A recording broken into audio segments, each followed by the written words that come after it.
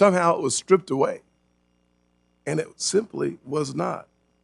But that, to me, is exactly what happens in Washington when something bad happens. No one takes responsibility, and we take more authority in the regulatory framework of this country. And what happens when we take more authority in the regulatory framework of the country, Mike, you know, and I certainly know it as a small business owner, the more capital that you push to the sidelines in hopes of solving a problem that had to do with liquidity and not capital, you actually rob small business owners, women small business owners, minority small business owners, everyday small business owners, rural small business owners, from the capital necessary to borrow the money to create a more sustainable, more resilient, healthier community. When the failure happens, ultimately, the new level of supervision that says we're going to put more capital on the sidelines only impacts entrepreneurs, only impacts seniors hoping for a better return, only impacts everyday Americans living paycheck to paycheck, trying to figure out how to make this economy and this system work for them. I don't know how we explain to the small business owner who can't get a loan because we've improved the capital standards by having more cash on the sideline so there's fewer dollars to loan out. That, because you didn't do your jobs, sounds like doubling down and making the average person in the country pay a very high price for your failures. I think you're making it more and more difficult for the average American in the average place to contribute to a thriving economy. Thank you, Senator Scott. I'll introduce today's witnesses. Federal Reserve Vice Chair for Supervision, Michael Barr, welcome. FDIC Chair Marty Gruenberg, welcome. NCUA Chair Todd Harper, welcome. All three of you been here many times. Acting Comptroller of the Currency, Michael Sue, welcome back. New York Department of Financial Services Superintendent Adrian Harris, welcome to the committee. California Department of Financial Protection and Innovation Commissioner Chloe Hewlett, welcome. Mr. Barr, please begin your testimony.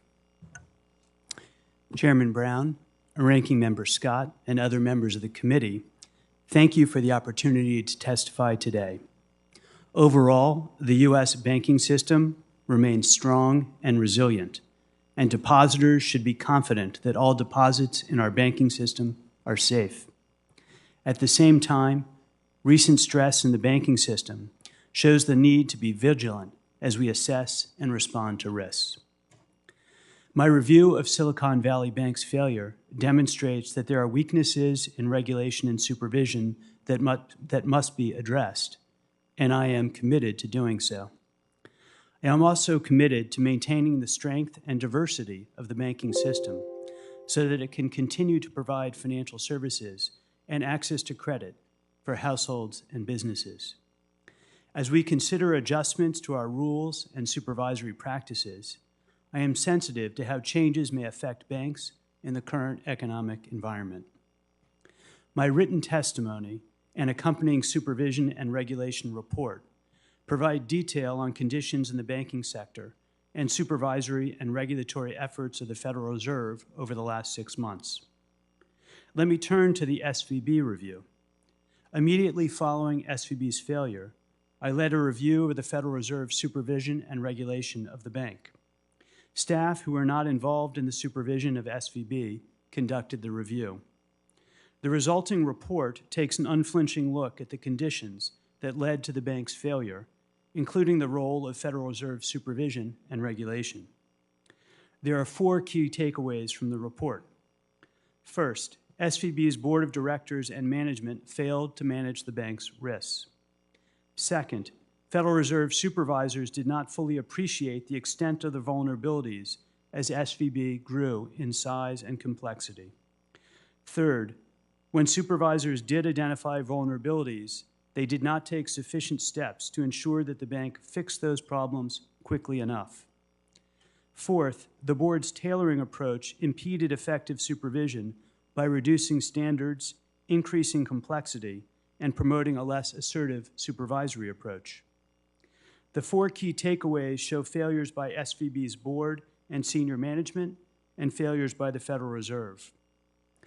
I will outline how we can strengthen both our regulation and supervision based on what we have learned and based on the Federal Reserve's existing authorities. On the regulatory side, SVB's failure confirms the importance of strong levels of bank capital. While the proximate cause of SVB's failure was a liquidity run, the underlying issue was concern about its solvency. Stronger capital will guard against the risks that we may not fully appreciate today and will also reduce the costs of bank failures. In addition, we need to reconsider our prudential requirements. These include evaluating how we treat available-for-sale securities in our capital regulations, how we supervise and regulate a bank's management of interest rate risk, how we supervise and regulate liquidity risk, and how we oversee incentive compensation practices.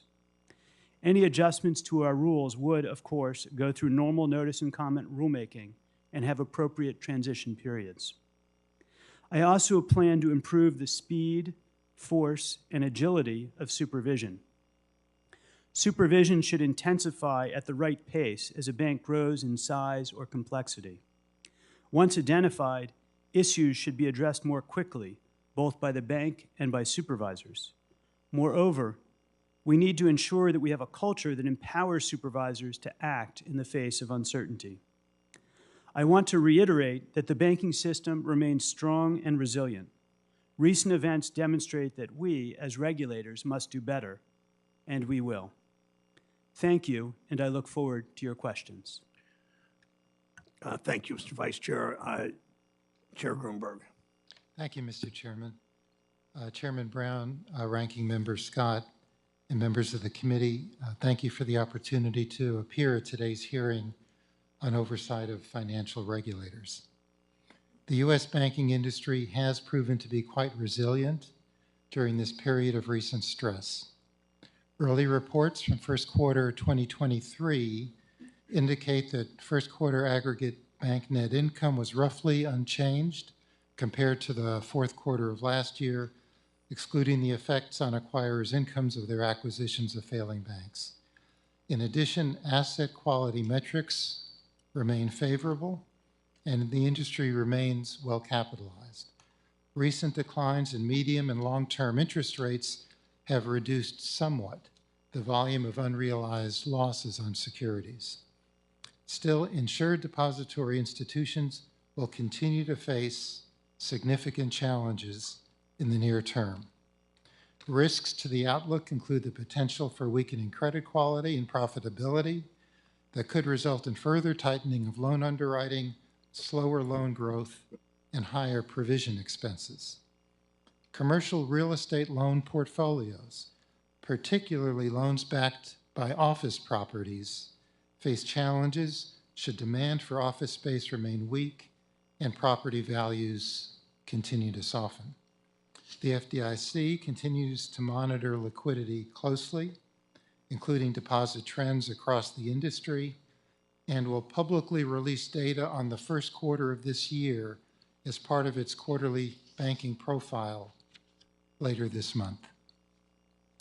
Last week, the FDIC Board of Directors approved a notice of proposed rulemaking providing for the special assessment required by law to recover the loss to the Deposit Insurance Fund attributable to covering the uninsured deposits of Silicon Valley Bank and Signature Bank. Under that proposed rule, the FDIC would apply an annual special assessment rate of about 12.5 basis points to an assessment base that would equal an insured depository institution's estimated uninsured deposits reported as of December 31, 2022. The assessment is defined in such a way that no banking organizations with total assets under $5 billion would be subject to the special assessment. On May 1st, the California Department of Financial Protection and Innovation appointed the FDIC as receiver for First Republic Bank. The FDIC was able to market and sell First Republic concurrently with its closure by entering into a purchase and assumption agreement with J.P. Morgan Chase Bank following a competitive bidding process to assume all of the deposits and substantially all of the assets of First Republic. The FDIC estimates that the failure of First Republic will cost the Deposit Insurance Fund about $13 billion. The FDIC recently released 2 reports on the FDIC supervision of Signature Bank and options for deposit insurance reform. The report on Signature Bank, conducted by the FDIC's Chief Risk Officer, found that the root cause of Signature's failure was poor management, but also identified areas where the FDIC's supervisory efforts could have been more timely, forward-looking, and forceful, findings that will be matters of close attention by the FDIC. The report on options for deposit insurance reform identified increased targeted coverage for business payment accounts as capturing many of the financial stability benefits of expanded coverage while mitigating moral hazard effects. Finally, the failures of Silicon Valley Bank and Signature Bank demonstrate the implications that banks with assets of $100 billion or more can have for financial stability. The prudential regulation and supervision of these institutions merit additional attention, particularly with respect to capital, liquidity, and interest rate risk. My prepared testimony goes into all of these matters in considerable detail. The FDIC remains committed to engaging with the public, industry stakeholders, and members of Congress on the policies and priorities outlined in my testimony. That concludes my statement, and I'd be glad to respond to questions. Thank you. Chair Harper. Chairman Brown, Ranking Member Scott, members of the committee, thank you for the invitation. My testimony outlines the state of the credit union industry, some of the NCUA's recent efforts to strengthen the system, and several legislative requests. So I will focus here on only a few key issues. Overall, the performance of federally insured credit unions remains stable. Total loans, assets, insured shares, and deposits all increased last year. What's more, the system's aggregate net worth ratio rose to 10.75%. Significantly, 9 out of every $10 in share deposits within federally insured credit unions are insured. That has contributed to stability within the credit union sector in recent months.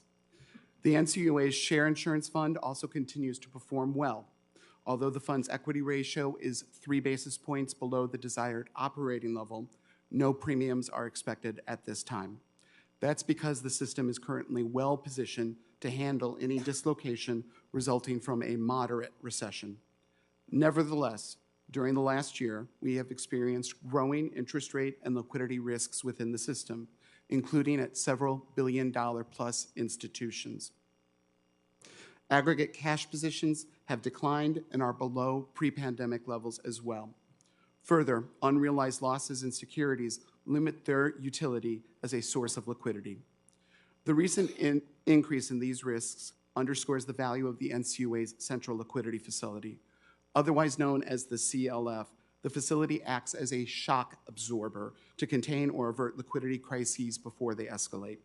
However, with the termination of the temporary CLF statutory enhancements last December, more than 3,000 credit unions, each with less than $250 million in assets, lost access to the CLF, contracting the facility's capacity by almost $10 billion. With risks rising in the financial system and at individual credit unions, now is not the time to cut a liquidity lifeline. As such, the NCUA board fully supports restoring the ability of corporate credit unions to serve as CLF agents on behalf of a subset of their members.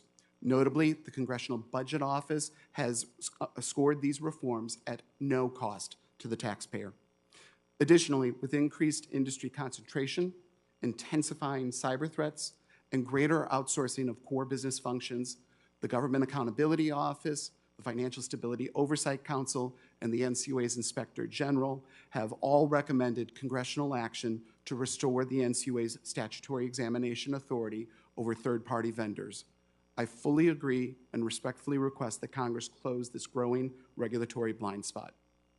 Lastly, the NCUA defers to Congress on determining what statutory changes, if any, should be made to deposit insurance coverage levels and account types. But if Congress does act in this area, the NCUA has two requests. First, we ask Congress to maintain parity between the share insurance coverage provided by the NCUA and the deposit insurance coverage provided by the FDIC. And second, because an expansion of coverage will generally increase resolution costs, the NCUA requests greater flexibility for administering the share insurance fund.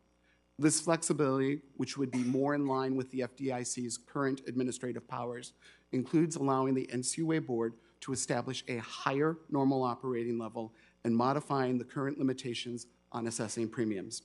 Together, these changes would better enable the NCUA board to build reserves during economic upturns so that sufficient money is available during economic downturns. In sum, the credit union system currently remains well capitalized, stable, and well positioned to handle a relatively broad range of economic outcomes. And the NCUA stands ready to respond to any economic uncertainty and will continue to work through the supervisory process with any individual credit union experiencing problems. In doing so, we will be forward-looking, risk-focused, and ready to act expeditiously. Consumers, therefore, should remain confident that their insured share deposits at federally insured credit unions are safe. And the NCUA stands ready to work with Congress on any legislative reforms to strengthen and safeguard the system. Thank you again. I look forward to your questions. Thank you, Chair Harper. Controller Sue. Thank you, Mr. Chairman. Chairman Brown, Ranking Member Scott, members of the committee. I'm pleased to appear today to offer my observations about the recent market stress and to answer any questions you may have regarding the activities and priorities of the OCC. Since March, I have worked especially closely with my peers at the other banking agencies to maintain financial stability and confidence in the financial system. Adequate levels of capital going into the recent turmoil have helped to limit the risk of contagion. Despite the market stress, the federal banking system has remained resilient, and national banks and federal savings associations have remained well-positioned to serve their customers. None of the 4 large banks that failed were regulated by the OCC. Notwithstanding, we are closely monitoring the conditions of the institutions we supervise and working with them to ensure that their liquidity and capital positions remain sound and that they are on the balls of their feet with regards to risk management. Many have taken steps to reduce risk in light of market conditions, and to date, the vast majority of OCC-supervised banks have not experienced stress with regards to their depositors or business customers. Over the past 2 years, I have consistently emphasized to bankers the importance of guarding against complacency and having strong risk management policies and practices in place. Most OCC-supervised banks have heeded this message and successfully navigated the rise in interest rates and changing economic outlook. OCC examiners will continue to actively monitor market conditions and engage with banks to help ensure that they are prepared to meet future challenges. Based on my perspective as acting comptroller and 20 years of experience as a financial regulator, I want to share some observations on steps that can be taken to restore full confidence in the banking system. First, supervisors need support to act in a timely and effective manner. Supervisors at the OCC and the other banking agencies play a critical role in keeping the banking system safe and sound by exercising discretion. The degree to which supervisors feel empowered to exercise that discretion impacts their will to act in a timely and forceful manner. Clear support to empower supervisors to exercise discretion and act when needed will help keep the banking system safe and sound. Second, regulations regarding the resilience and resolvability of large banks need to be strengthened. Stronger resiliency requirements for large banks with regard to capital and liquidity would have reduced the probability of recent bank failures. Stronger resolvability requirements would have facilitated orderly failures with less government involvement. The OCC is working closely with the Federal Reserve and FDIC to address these issues. Third, deposit insurance coverage should be updated. The FDIC's recent report on deposit insurance is worth careful consideration, especially its conclusion regarding targeted expansion. In the meantime, we've been working with our banks, especially those with significant levels of uninsured deposits, to ensure that their cash holdings and borrowing capacity can meet depositor withdrawals. We remain committed to supervising banks so that depositors can rest assured that their money is safe. Finally, the diversity of the banking system must be preserved as the industry evolves. The OCC has been working on updating the analytical frameworks related to the bank merger guidelines that the federal banking agencies and DOJ must follow when considering bank mergers. The recent turmoil has increased the urgency of these efforts. The OCC is committed to being open-minded when considering merger proposals and to acting in a timely manner on applications consistent with the requirements of the Bank Merger Act. As the industry evolves, I believe strongly that we must preserve the diversity of the banking system, from community banks to mid-sized banks to regional banks. Going forward, continued industry and regulatory vigilance is critical. Banks and supervisors must be attentive to the most salient risks today, as well as those beyond the daily headlines. That will help ensure that the banking system remains a source of strength to the U.S. economy. Before closing, Mr. Chairman, I want to be very clear. Our customer is the American people, not banks, period, full stop. Thank you. I would be happy to answer any questions. Superintendent Harris, welcome to the committee. Thank you so much. Good morning, Chairman Brown, Ranking Member Scott, and members of the committee. On Sunday, March 12th, 2023, Signature failed after experiencing a propulsive run on deposits on Friday, March 10th. The run was instigated by the self-liquidation of Silvergate Bank on March 8th, and then the failure of Silicon Valley Bank on March 10th, following an unprecedented run on its own deposits. In order to avoid a disorderly midday Monday shutdown and further contagion across the banking system, on the evening of Sunday, March 12th, DFS took possession of Signature and appointed the FDIC as receiver. Before its failure on March 12th, regulators had documented liquidity-related regulatory concerns to the bank, beginning with the 2018 report of examination. Despite orders from regulators, the bank was slow to remediate supervisory recommendations, and many issues identified by the regulators remained unresolved when the bank failed. Signature's inability to remediate the outstanding liquidity management issues undoubtedly contributed to its collapse. However, the immediate cause of the bank's failure was an unprecedented run on deposits instigated by the self-liquidation of Silvergate and the subsequent failure of SVB. On Friday, March 10th, Signature experienced a runoff of $18.6 billion in deposits in a matter of hours, reducing the bank's deposit base by 20%. Throughout the day, Friday, and into the night, the regulators worked closely with each other and Signature to find sufficient liquidity to satisfy the significant volume of customer withdrawal requests. After avoiding a default on Friday, regulators had time over the weekend to assess Signature's condition and come to a considered view as to whether the bank could open safely on Monday. DFS had one objective that weekend: to preserve the safety and soundness of the financial system. 3 paths were identified for the bank in order of preference. The first was to find a way for Signature to open in a safe and sound manner on Monday and continue as a stable institution. The second was to find a purchaser for the bank on an open bank basis. Third, DFS and the FDIC worked in parallel to prepare for the last resort scenario of taking possession of the bank and appointing FDIC as receiver. The regulators spent the weekend collecting and evaluating information from Signature in order to make a data-driven decision about the bank's viability. Signature's inability to provide reliable data and a credible liquidity strategy to operate in a safe and sound manner on Monday led DFS to take possession of the bank and immediately appoint the FDIC as receiver. At the time DFS took possession, the bank had $4.27 billion of certain liquidity available for Monday morning to cover known withdrawals ranging between $7.4 and $7.9 billion. These withdrawal estimates do not include additional unknown withdrawals that could reasonably be anticipated on Monday in light of market conditions. Taking possession of the bank was the option of last resort to avoid a disorderly Monday shutdown and stop any further panic and contagion across the broader banking system. DFS-regulated financial institutions are safe and sound today, but the department has instituted heightened monitoring of banks with higher risk profiles and is implementing recommendations made by our Office of General Counsel to modernize the supervision of the global financial system. Thank you, and I look forward to your questions. Thank you, Superintendent. Commissioner Hewlett, welcome.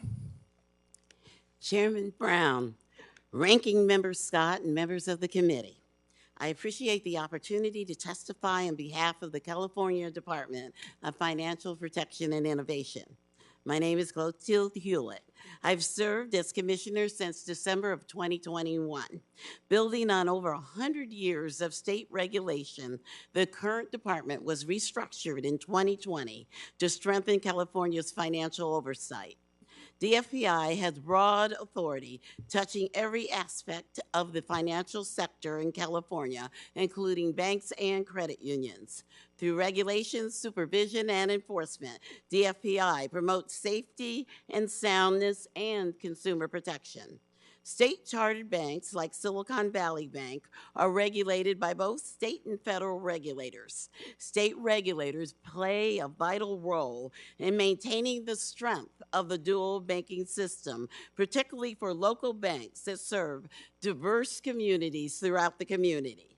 State regulators supervise almost 80% of all banks in the U.S., which equates to more than 3,800 banks and $8.5 trillion in assets. This includes overseeing 2/3 of agricultural lending and half of small business lending. The localized supervision equips state regulators to better understand the unique demands faced by banks in local communities. In California, DFPI supervises 99 state-chartered banks with an average asset size of approximately $4 billion, nearly under $1 billion in assets, and 9 of our banks are over $10 billion. The department also supervises 113 credit unions with an average asset size of $1.4 billion. For nearly 40 years, Silicon Valley Bank was an important service provider to California's tech economy, the life sciences and healthcare sector, nonprofits, and small businesses. On March 8th, the bank announced a loss of $1.8 billion and a capital raise. Depositors reacted by initiating withdrawals of $42 billion, or approximately 25% of total deposits, over a 24-hour period, causing an unprecedented run on the bank. At the end of March 9th, the bank had a negative cash balance of approximately $958 million. We determined the bank was insolvent. On March 10th, DFPI took possession of the bank and appointed FDIC as receiver. The DFPI examined the bank in coordination with its primary federal regulator, the San Francisco Federal Reserve Bank. Federal examiners led the examination of Silicon Valley Bank's compliance with federal regulations related to enhanced prudential standards and review of SVB's liquidity and interest rate risk. The department and SFED flagged concerns about the bank's liquidity management beginning in 2021 and interest rate risks beginning in 2022. Though it is typical to provide time to remediate, the timelines were not acceptable. The department has conducted and published an internal review of the supervision and the closure of Silicon Valley Bank. That review and the recent failure of First Republic Bank highlight the need to make changes to promote safety and soundness of state-chartered banks. The DFPI is committed to working with federal legislators to develop stronger and more effective systems to promote and promptly remediate deficiencies and better allocate staff according to risk.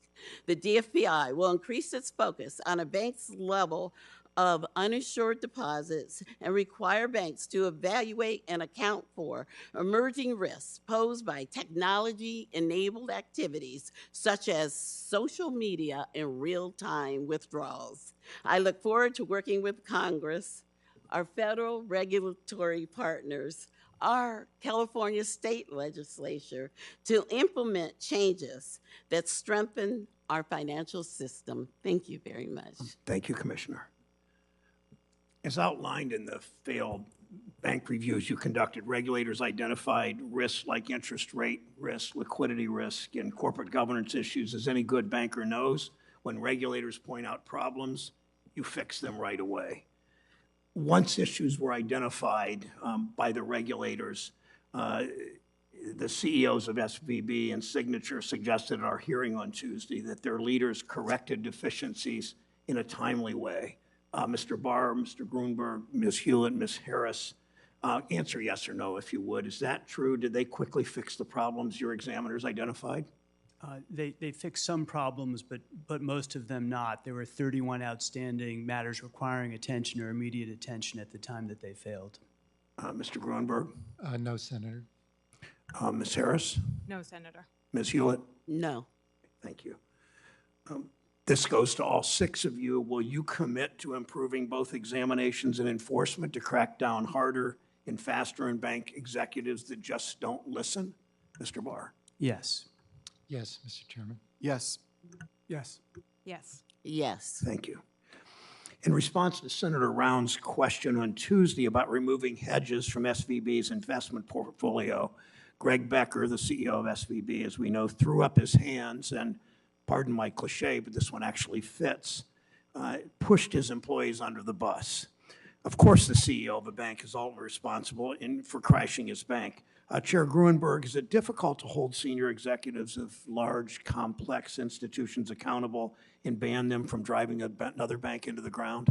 Oh, Senator, we certainly have the authority to do that and have done that in the past and have to be prepared to do that going forward. Controller Sue, do you agree? I agree. Okay. We need to close these gaps, and I know many members of this committee on both sides of the aisle agree. I listened to pretty much all of them with Mr. Becker and with the 2 executives from Signature. I'm working on legislation to make sure executives of big banks like Silicon Valley can't hide behind their subordinates, to avoid accountability. Let me follow up on the impact of fast growth, a subject that most of you have touched on and was the subject of much of the testimony on Tuesday.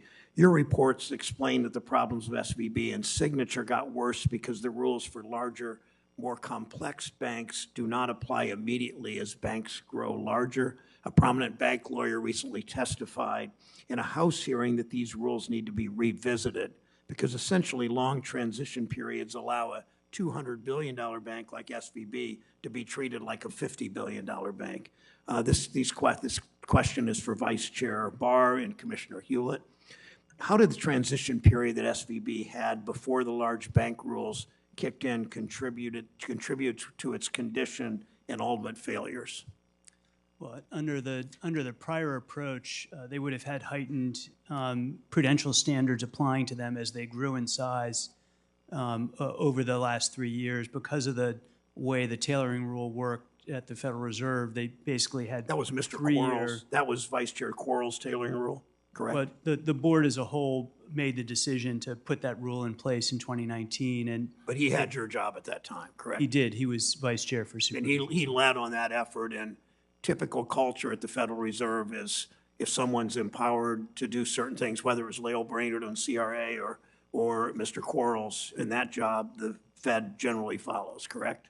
The vice chair for Supervision has explicit statutory authority to take the lead in supervision and regulation. Okay. Commissioner Hewlett, your comments on that? Yes, there was a new program, regulations put in place by our federal partners, the Large Foreign Bank Organization Program.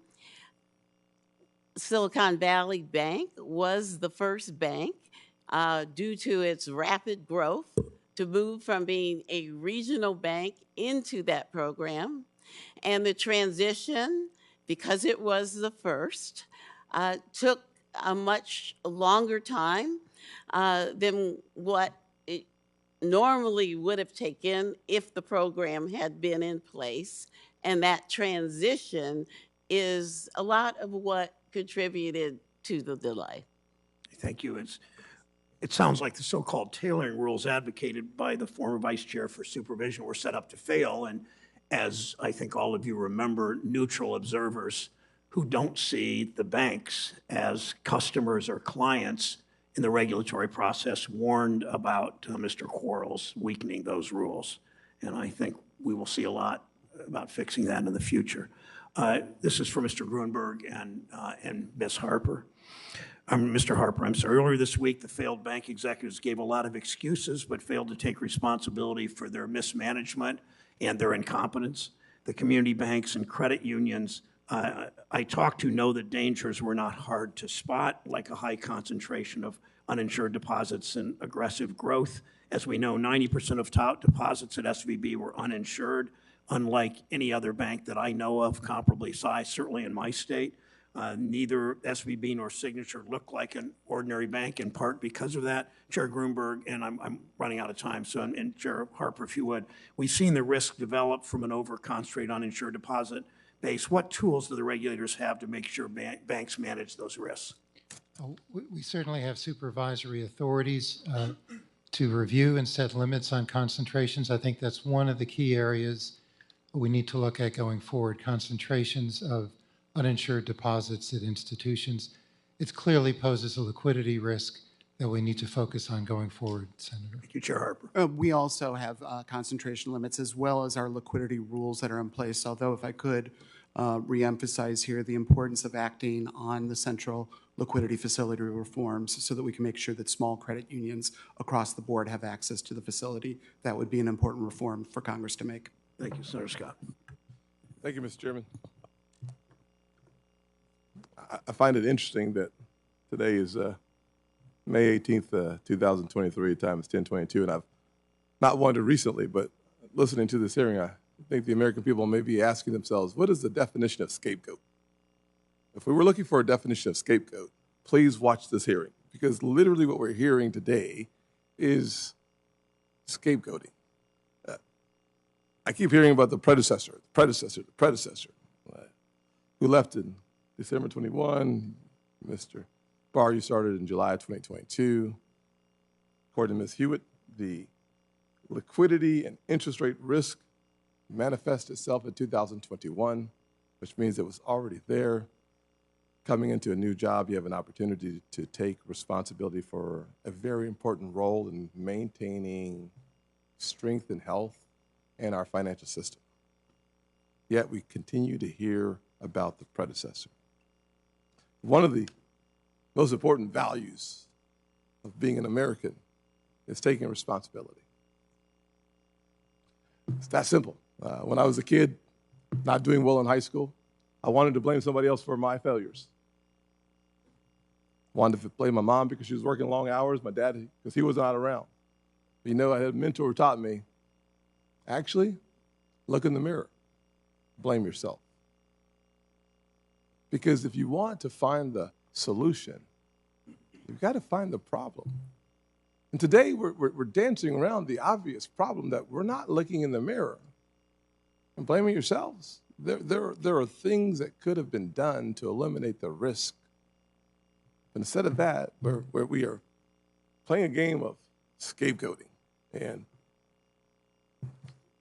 I don't think that the American people buy it. And if we all wanted to know why the ratings of politicians in this country are so darn low, watch this banking hearing.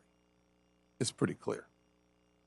I'm struck by the fact that the Fed was able to issue 31 supervisory findings with the tools they already have.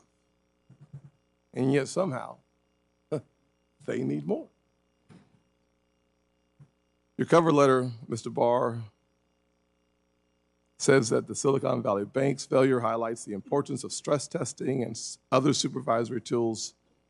Yet one of your first actions as vice chair was to pilot a climate scenario analysis exercise. Additionally, in your first speech as vice chair, you highlighted a number of priorities, which included financial risks from climate change, but crucially, did not note any of the risks that actually led to the failure of SVB.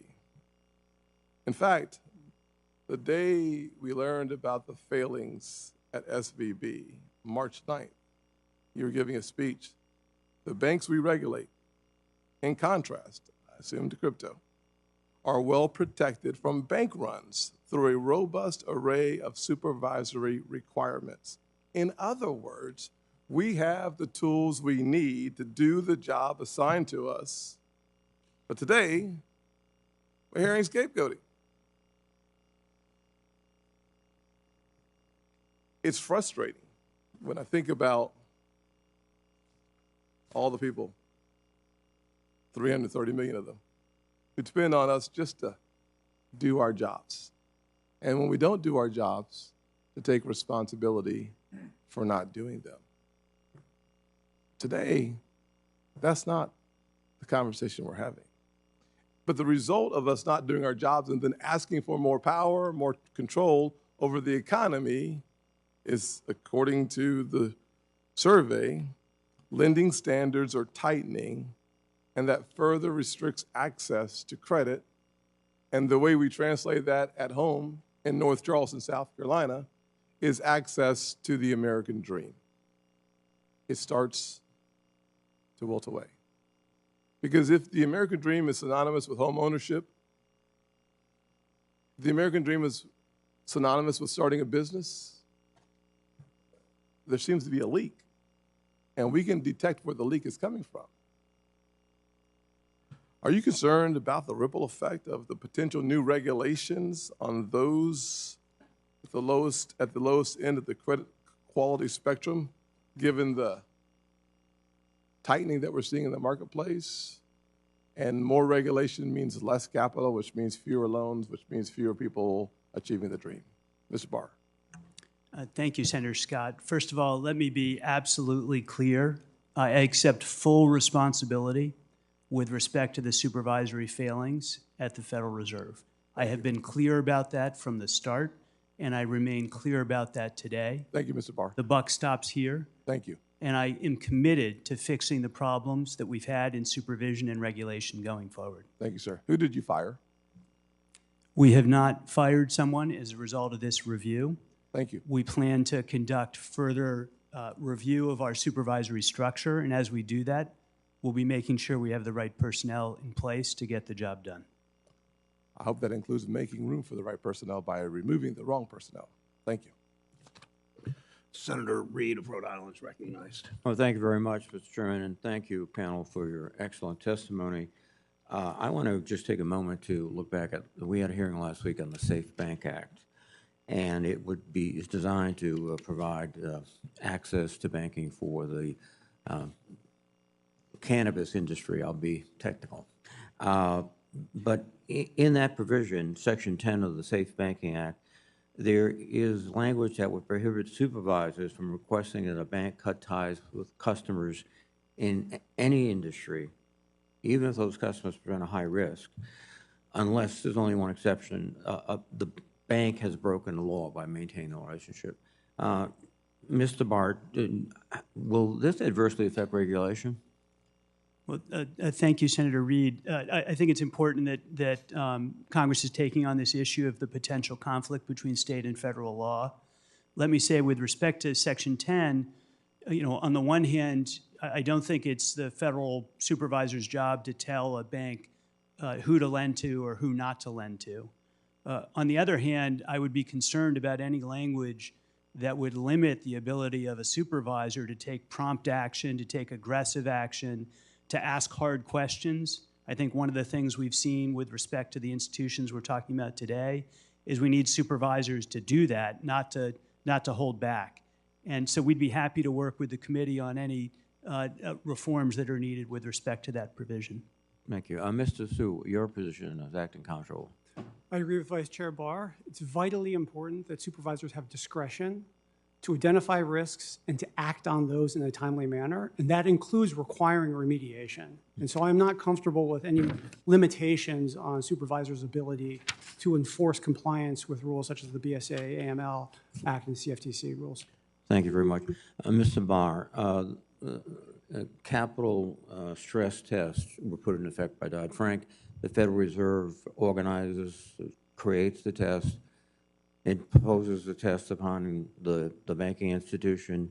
The results are made public so that everyone could know. That is not the case with liquidity testing. Is that correct? Yes, the framework for liquidity stress testing and for interest rate stress testing are internal to the supervisory process. They're not a public exercise. And in fact, when several times SVB was noted by the Federal Reserve privately of failing its liquidity test. Is that correct? Yes, that's correct, sir. And no action was taken? Action was taken, but some of it was quite counterproductive with respect to the actions taken. So, for example, one step that the bank took with respect to liquidity risk is when it saw that it was breaching its liquidity limits, it changed the modeling assumptions to make the test less conservative. So, yeah, so it took the test, it failed the test, then it rewrote the test and passed the test, which is, good if you can do it. I presume and hope that the Federal Reserve is looking closely at adopting stronger liquidity rules, i.e.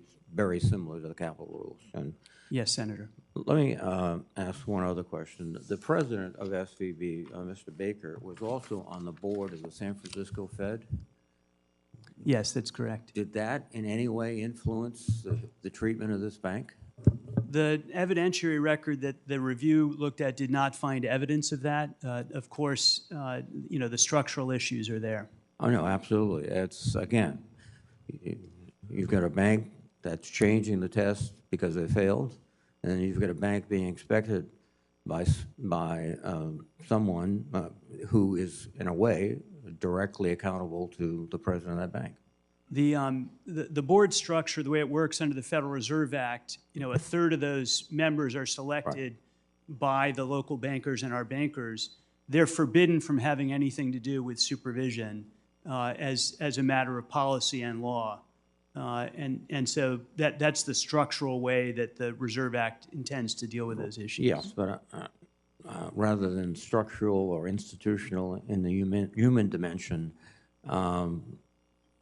if someone's sitting on your board, and even though they have no legal rights, there is a certain sensitivity, I would expect, by the inspectors.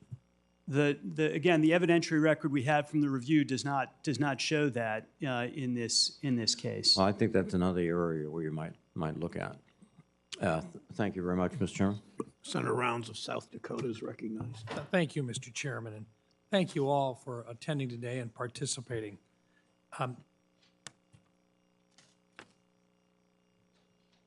Vice Chairman Barr, the Federal Reserve issued an MRA, matter requiring attention, for SVB's interest rate risk.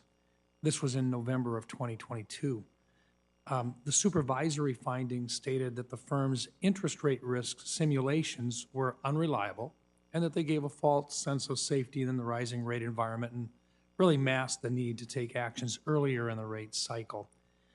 Greg Becker, who testified before us, the former SVB CEO, told this committee on Tuesday that findings in writing are done in some cases months after the initial verbal feedback is given.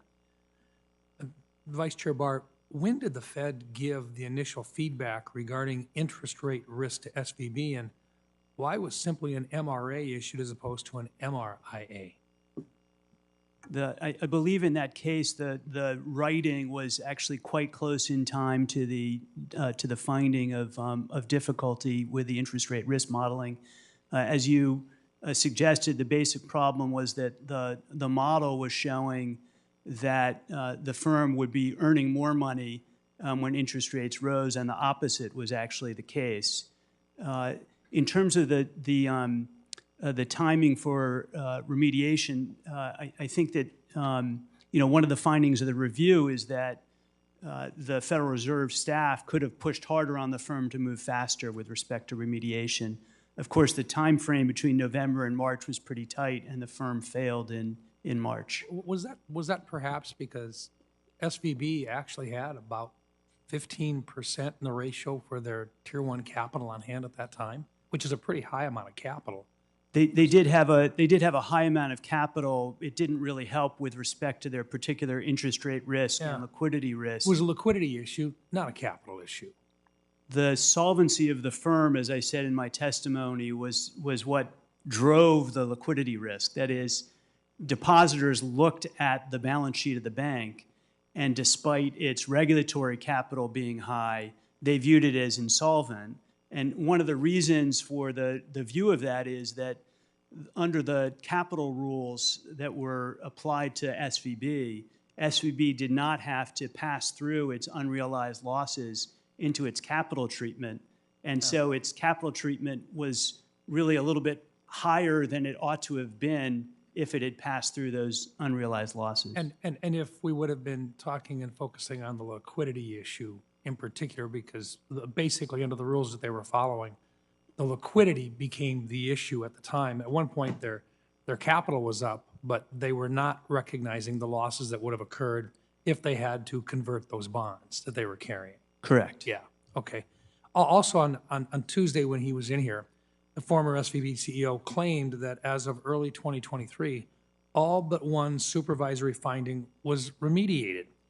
Is this true? And if so, was this interest rate risk one of those that was remediated? That is not true, Senator Rounds. At the time the institution failed, they had 31 outstanding matters requiring attention or immediate attention, including those that are related to interest rate risk and liquidity risk, as well as broad issues of risk management at the bank. It was rated deficient 1, not well managed at the time it failed. They still had 31 supervisory findings when it failed.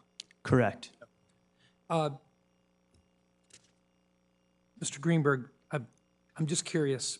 You have a clawback authority right now, and if I understand it correctly, for the most part, it has to show that there was wrongdoing or basically criminal activity involved in the clawback for executives, with one exception, and that is if the secretary, as I read it, if there is a written recommendation by the Federal Reserve and the FDIC, the Treasury Secretary, in consultation with the President, shall appoint the FDIC receiver of a covered financial company if, among other determinations, the financial company is in danger of default.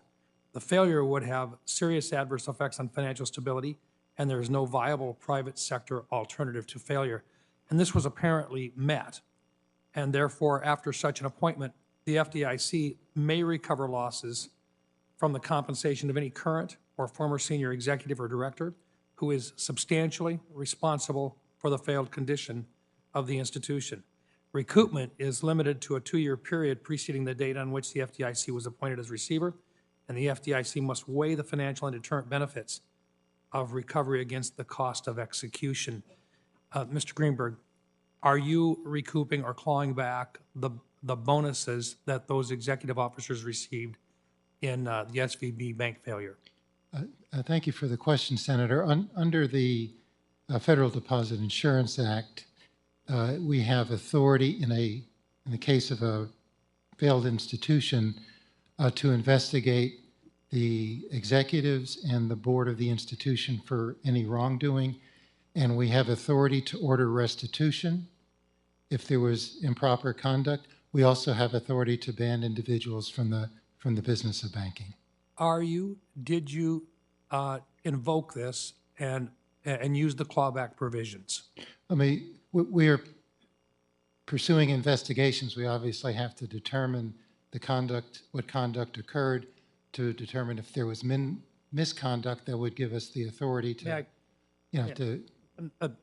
With the chairman's indulgence, I'd just like to finish this line of questioning if I could. Yeah. Sure. Look, you've got executive officers in a bank who not only received bonuses for showing a better rate of return because, in part, they eliminated the hedging which was protecting those deposits. And at the same time, there was a change apparently within their guidelines during this period of time in which they actually received a higher rate of return based upon the amount of income or return. So by eliminating the expense of protecting the assets, of these depositors, they bumped their bonuses. And I guess my question is real simple. Are you in the middle of an investigation, and do you plan on pursuing, if no other reason, deterrent to others who might think this is a cool way to make a lot of money, like millions of dollars? Or are we going to just simply wait back and this thing just kind of floats away? No, the answer to your question, Senator, is yes. Thank you, Senator Brown. Senator Menendez from New Jersey is recognized. Mr. Barr, your report identified major weaknesses in Silicon Valley Bank's incentive compensation program, noted that it, quote, encouraged excessive risk-taking to maximize short-term financial metrics, close quote. It goes on to say that SVB's compensation practices, quote, did not adequately reflect longer-term performance, non-financial risks, or unaddressed audit or supervisory issues. So, Mr. Gruenberg, Mr. Harper, Mr. Sue, with a simple yes or no, do you agree with Mr. Barr's analysis? Yes. Yes. Yes, Senator. Okay. As I noted in our hearing with the executives on Tuesday, the incentive structure SVB put in place rewarded breakneck growth and profitability, while kneecapping efforts to manage growing risks to the firm. Mr. Barr, in questions for the record following your confirmation hearing, I asked if you would work with the other financial regulators to develop and swiftly implement a strong incentive-based compensation rule, a rule that is required under Dodd-Frank that is more than 10 years overdue, so that we can prevent the type of situation we saw at SVB. So, Mr. Barr, if the 2016 proposed rule on Section 956 had been implemented, would that have mitigated some of the problems with SVB's incentive compensation that you noted in your report? Yes, I think it would have assisted in that effort. Mr. Barr, Mr. Gruenberg, Mr. Sue, and Mr. Harper, can each of your agencies have a role in to play in finalizing this rule? Will you commit to acting on this rule quickly, since it's already 10 years overdue? Yes. Yes. Yes. Yes, Senator. Well, I appreciate that, you know, because I have a sense, having sat here through the great recession, almost the financial collapse, listening to all we were asked to do as members of the banking committee back then, that when we pass things, we seem to get a veto by omission, which means maybe the regulators don't like what we say, but it's the law. And then nothing happens. A decade. At some point, gentlemen, you have responsibility. So I hope we will get to that quickly. Vice Chair Barr, your report on the supervision of SVB reveals that federal examiners gave the bank's management satisfactory ratings, quote, even after supervisors began identifying and communicating issues with governance and risk management in 2018. The Fed continued to award management satisfactory ratings despite identifying significant concerns year after year. Why are supervisors apparently so reluctant to downgrade the bank's ratings? What changes, if any, do you plan to make to ensure banks are rated accurately when significant risks are identified? Thank you, Senator. I do think the report identified that the supervisors were very slow to change ratings when they found problems. Part of that had to do with the standards that were set. Part of that had to do with the fact that it is, as a supervisor, hard to push back on a bank when they're earning a lot of profit and growing rapidly and the economy's doing well. So we need to have a way to make sure that our supervisors feel empowered to take action promptly. We need to give them the tools to do that, and we need to change the supervisory culture. One of the first things I did when taking this job was to go talk to supervisors around the system, telling them I wanted to make sure that they were asking the hard questions, being tough, that they were standing true, and that they were agile, looking for new risks in the system. I think we have to keep at that and change the culture. Well, you know, another item from the report that concerns me is that supervisors, quote, saw financial performance and the lack of realized risk outcomes during this period as offsets to underlying concerns related to governance and risk management.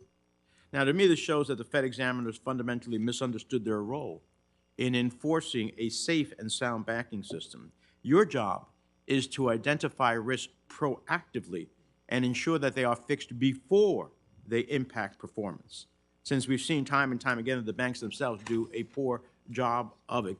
Can you commit to us, Mr. Barr, that you will sharpen the focus of your supervisory efforts on proactively identifying and ensuring banks fix vulnerabilities? I mean, from my mind, the purpose of regulators is to act as the cop on the beat, not to give everybody a pass. Yes, I fully commit to that. I think we need to make our supervisory system much more agile, much faster, and much more forceful, and we will be doing that. And I hope the other regulators do so as well. Thank you, Mr. Chairman. Thank you. Senator Vance of Ohio is recognized. Great, thank you, Mr. Chairman, and thanks to the panel for tolerating this Arctic condition they've put this hearing room in. It's really cold in here. But I want to ask, direct my question to Mr. Barr, and one of my concerns here is that we have a San Francisco Fed that clearly was asleep at the wheel. I think a basic examiner's review would have said that Silicon Valley Bank had some serious problems, and the fact that we didn't identify it until the bank effectively blew up is a serious problem. So with those. One of the things we've seen is the San Francisco Fed is clearly focused on diversity, equity, and inclusion initiatives and also climate risk. And I, as a person who recognizes that if you're focused on one thing, you're fundamentally not as focused on other things, I want to sort of target this particular thing. So instead of focusing on the safety and soundness of our banking system, the San Francisco Fed was busy publishing economic letters and research on a number of social justice causes. Some of the selected titles include Disappointing Facts About the Black-White Wage Gap, How Are Racial and Gender Gaps Limiting the Full Potential of Your State's Economy, hosting seminars and publishing primers on racial equity, making a commitment that their equity goals would help to drive their approach to hiring, and that's not to mention their involvement in the Fed's Racism in the Economy series. Now, that's just after a quick scan of the San Francisco Fed's website. I worry that when you have the San Francisco Fed sounding a little bit more like an Ivy League political science or economics department, that you miss some things. And Mr. Barr, could you explain how this research and these activities support the Fed's monetary dual mandate or supervisory charge to ensure safety and soundness in the banking sector? How does this actually help? Senator, let me start by just talking about the particular case of SVB. The review did not find any evidence that the supervisors were distracted by other activities. They were focused on the right set of risks in the bank with respect to liquidity, risk management, and interest rate risk. But the findings were that they didn't act forcefully enough to get the bank to move quickly enough to change those factors. So that's the basic backdrop. With respect to your question, the Federal Reserve banks do have a wide range of freedom being able to conduct research that they think is important to understanding economic drivers in our economy, and some of those economic drivers include the issues that you discussed. So here I guess is the question is it your view, Mr. Barr, that if the Fed is doing these seminars on climate risk, on diversity, equity, inclusion, and so forth, instead of seminars on risk management, because again, there's only so much time in the day, do you just think that it doesn't have any effect on their focus and on the things that they're thinking about when they're doing their basic job? The evidence in the review is that the supervisors were focused on the right set of risks. They were focused on basic, risk management at the firm in terms of interest rate risk, liquidity risk. They found that the bank was not well managed with respect to its activities. They were graded a deficient 1. So the issue, at least with respect to SVB that we saw, was that it was about the forcefulness of action that the supervisors didn't take in time to change the nature of the firm. I appreciate that, Mr. Barr, and I understand that the review didn't find that this was distracting enough, but I just wonder, separate what the review found and think about the way that human minds work, where if we're focused on one thing, we're fundamentally not focused on something else. There's only so much cognitive bandwidth the average human being has. I really worry that the more that the regulators are focused on things that have nothing to do with systemic or individual financial risk, the less and less safe our financial system is going to be. And I understand that the point that you're making, the review found that the focus was not a problem here, but this is all overdetermined. It's incredibly difficult to say with any conclusive evidence, either in my direction or in your direction, that the focus on these non-risky financial issues caused a problem. But are you worried that we reach a sort of tipping point where the focus on building progressive politics into our risk assessment starts to actually harm our ability to really analyze whether these banks are a problem? I don't think politics should play any role in risk assessment. And as I said, in this case, we don't see evidence of that in the record. Well, I agree with that point, that politics shouldn't play any role here. And Mr. Chairman, I'll yield my time, but just to say that, I'll say this the third time, actually. We can only do so much in a given day, and the more that we distract ourselves from focusing on financial risk and instead focus on climate risk and other things, I worry it's going to cause our financial system to be much less safe. Thank you, Mr. Barr. Senator Tester of Montana is recognized. Thank you, Chairman Brown and Ranking Member Scott, for having this hearing. And I want to thank all of you for your testimony, and thank you for being here. My guesses last night, probably the only two people that slept well were Harper and Sue. But thank you all for being here. This morning, the good senator from North Carolina, Senator Tillis, and I are calling for an independent, comprehensive investigation into the recent bank failures. The stress these recent failures put on our financial system is having negative effects on community financial institutions, small business, hardworking families. And I believe we must get to the bottom of the recent failures to ensure our financial system isn't left on the hook for risky behavior by reckless executives and lackluster agency oversight. This is a question for all of you. You can nod or raise your hand. Would all of you support an independent review? Yes, Senator. We've been clear that we welcome additional reviews of all kinds. All right, good. Let the record reflect. It's unanimous. Mr. Barr, I want to read you some your testimony, and then I want to ask you what this means. It's on the third page in my copy anyway. Finally, the fourth key takeaway is the Federal Reserve Board tailoring approach in response to economic growth, regulatory relief, and Consumer Protection Act, and a shift in stance of supervisory policy impeded effective supervision by reducing standards, increasing complexity, and promoting a less assertive supervisory approach. Absent these changes, SVB would have been subject to supervision within the LFBO portfolio and subject to heightened standards beginning in 2019 throughout the bank's period of rapid growth. Is it fair to say that every bank would have been subject to those same standards, not just SVB, but everybody? Sir, I was referring to the approach based on the size of the asset class of institutions. So other banks that were of a higher asset size would also have been subject to that rule, but not every bank. No, but everybody in that asset size. So let me ask you this. Fundamentally, do you believe that the regulation should fit the risk? Yes, I do, sir. Okay. So if you looked at 2155, which is the other name for the longer title I just read, isn't it pretty clear the tailoring is allowed, even to the smallest community bank? If they had a risky portfolio, you could drop the hammer on them, as the chairman said, correct? We have ample discretion under S2155 to take a risk-based approach to supervision. Thank you for that. So the question becomes, Vice Chair Barr, are you going to propose new regulations in response to these failures? I expect both in response to these failures and our broader review to look at changes in both supervision and regulation going forward. So, but isn't your report relatively clear that it is not a regulatory failure? That if the tailoring would have been applied correctly, as 2155 talks about, as I believe Congress intended, that this problem could have been stopped?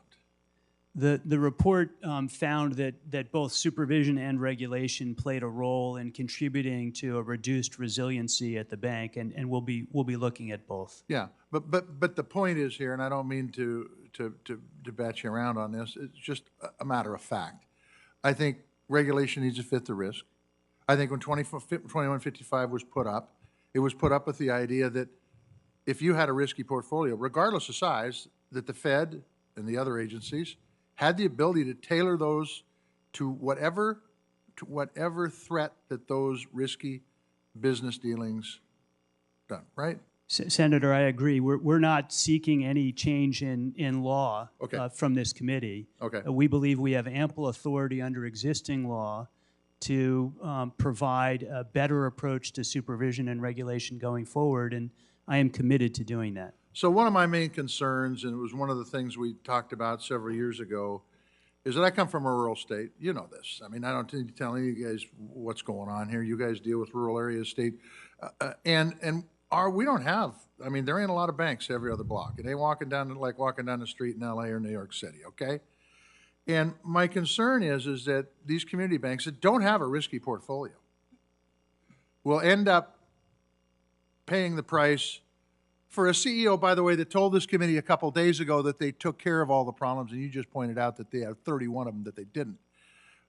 So how do you protect the folks who are doing an honest job, providing capital, supporting agriculture, supporting Main Street businesses, supporting working families? How do you protect those? Because in 2008, I stood up here along with Brown and others, and we railed on regulators. We railed and railed and railed because they didn't do their job. And you know what they ended up doing? They ended up regulating the hell out of the banking industry to the point where we made the bigger banks bigger. Talk to me.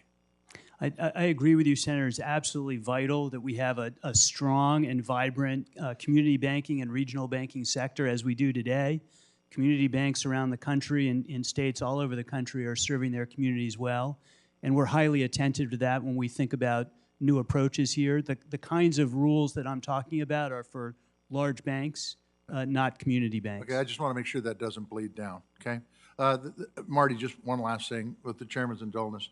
Senator Rounds brought up some very good points on a president of a bank who may not have acted appropriately and tried to pad his own pocket. I'm not making that accusation, but as you do your research, I hope you hold them accountable. It sets a very bad form if you don't.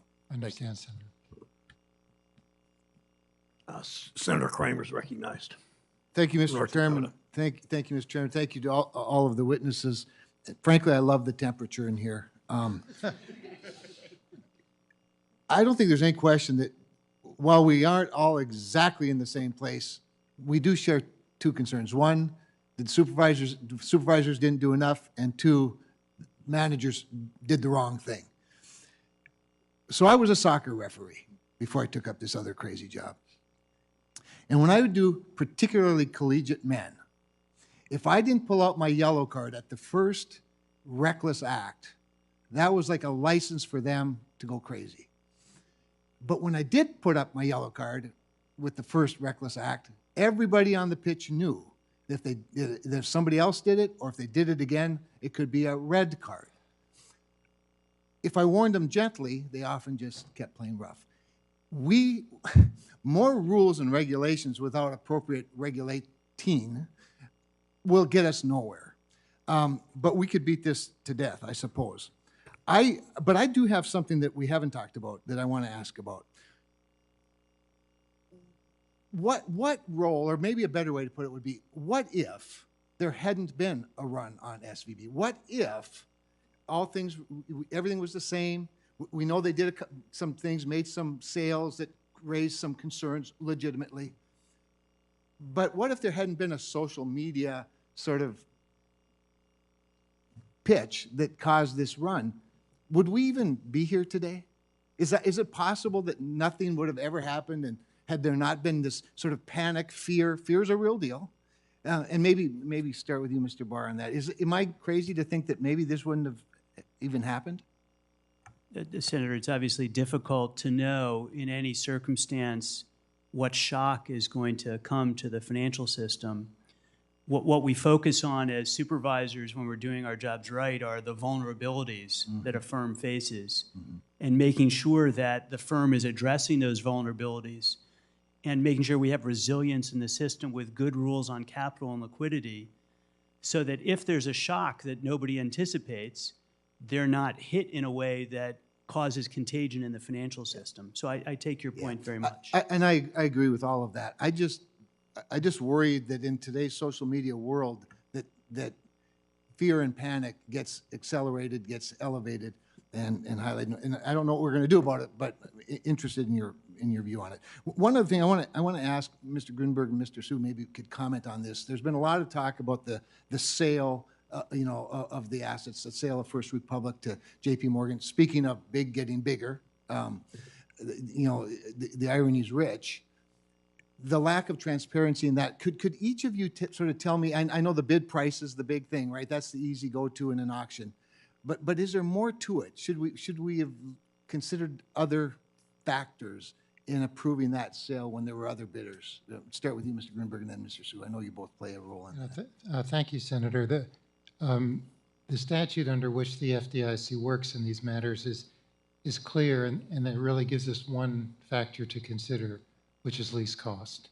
And that was the only factor we were allowed to consider under the law in reviewing the bids that we received for First Republic. So does the OCC have additional leeway with regard to the soundness of the system that could be considered? So the factors that we're subject to are laid out by the Bank and Merger Act. And those statutory factors relate to competition, convenience and needs of the community, financial stability, BSA AML, managerial financial resources, et cetera. We also have guidelines that we've released that articulate the frameworks for reviewing those.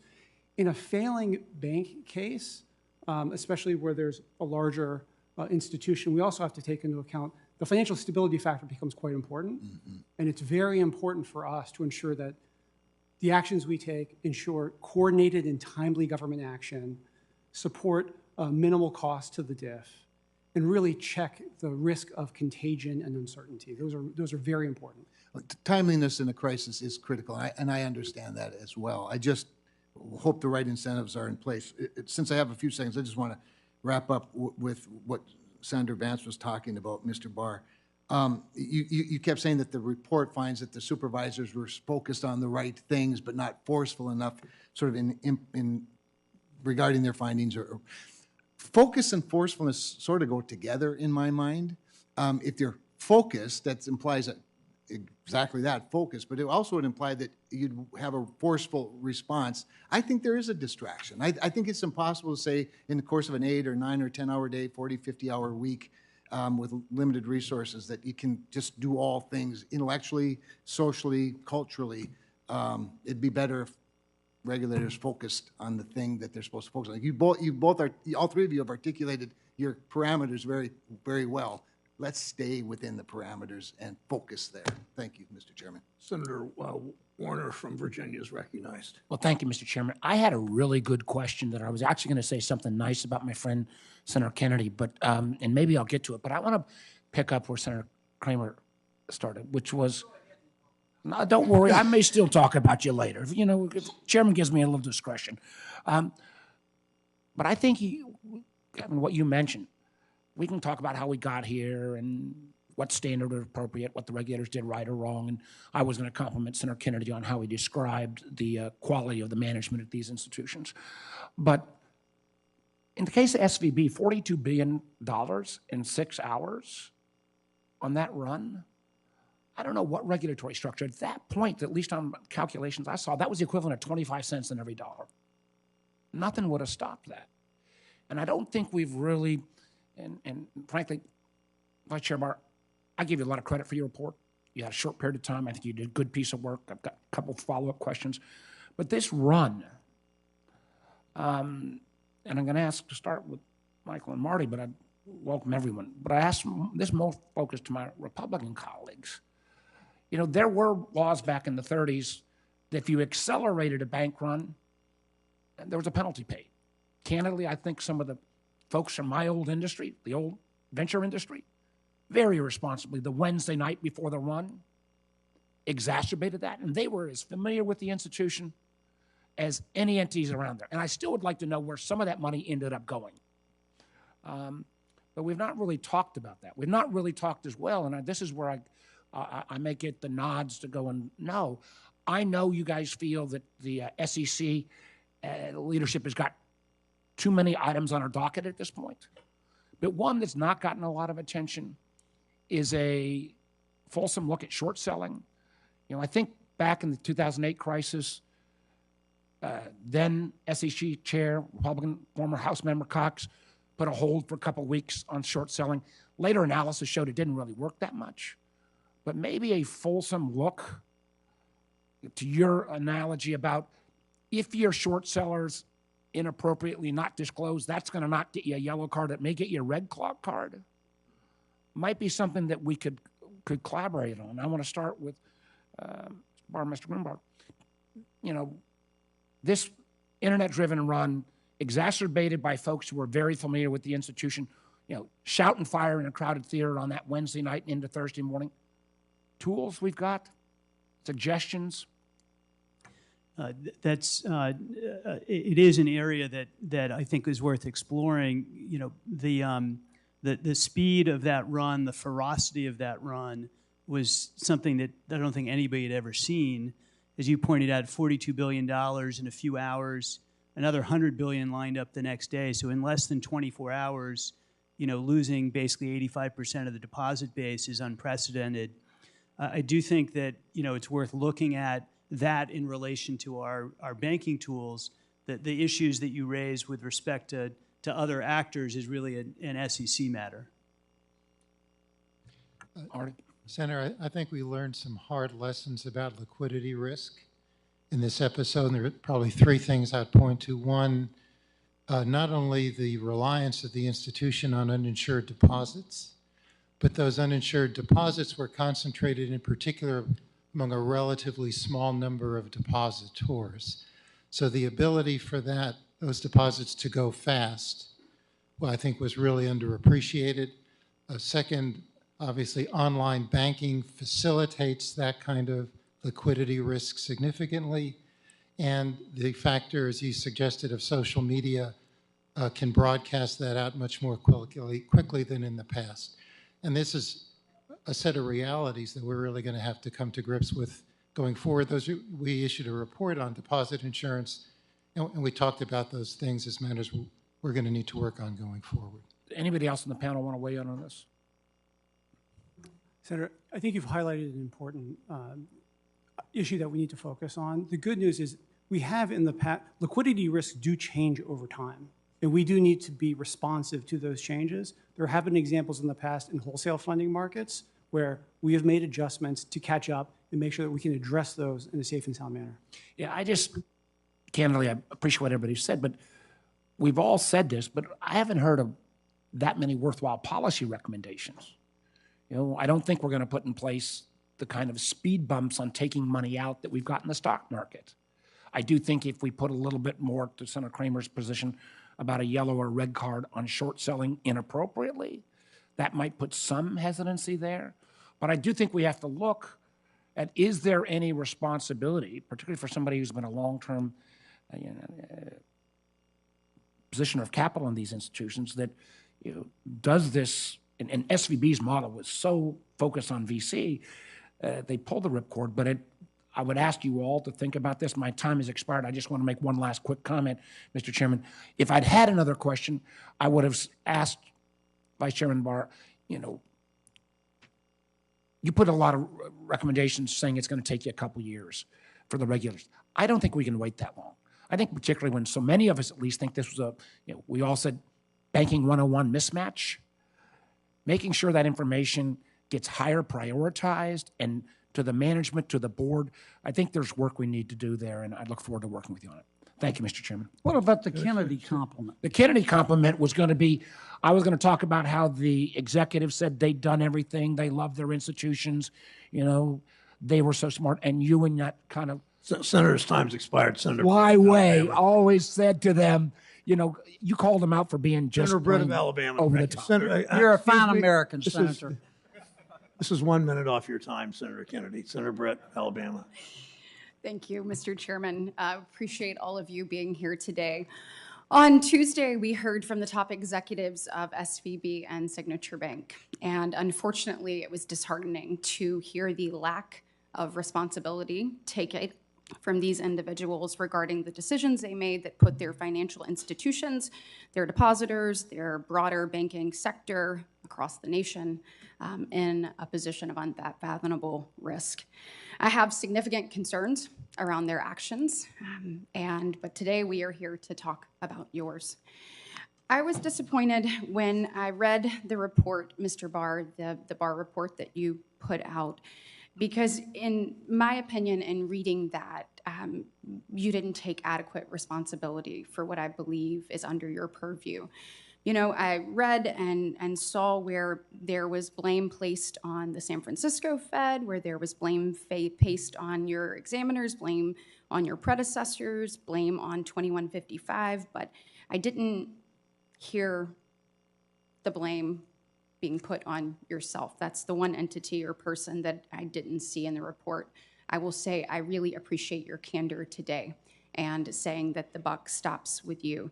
I believe that you have to take some personal responsibility for what you've done, and I appreciate you doing that today. I will say, Mr. Barr, on the day that SVB failed, how long had you been in your current role? I joined in middle of July of 2022. Okay, so about 10 months? Maybe? I haven't done the math. It Okay. sounds like 7 months. Okay, 7 months, 10 months to today. That makes sense.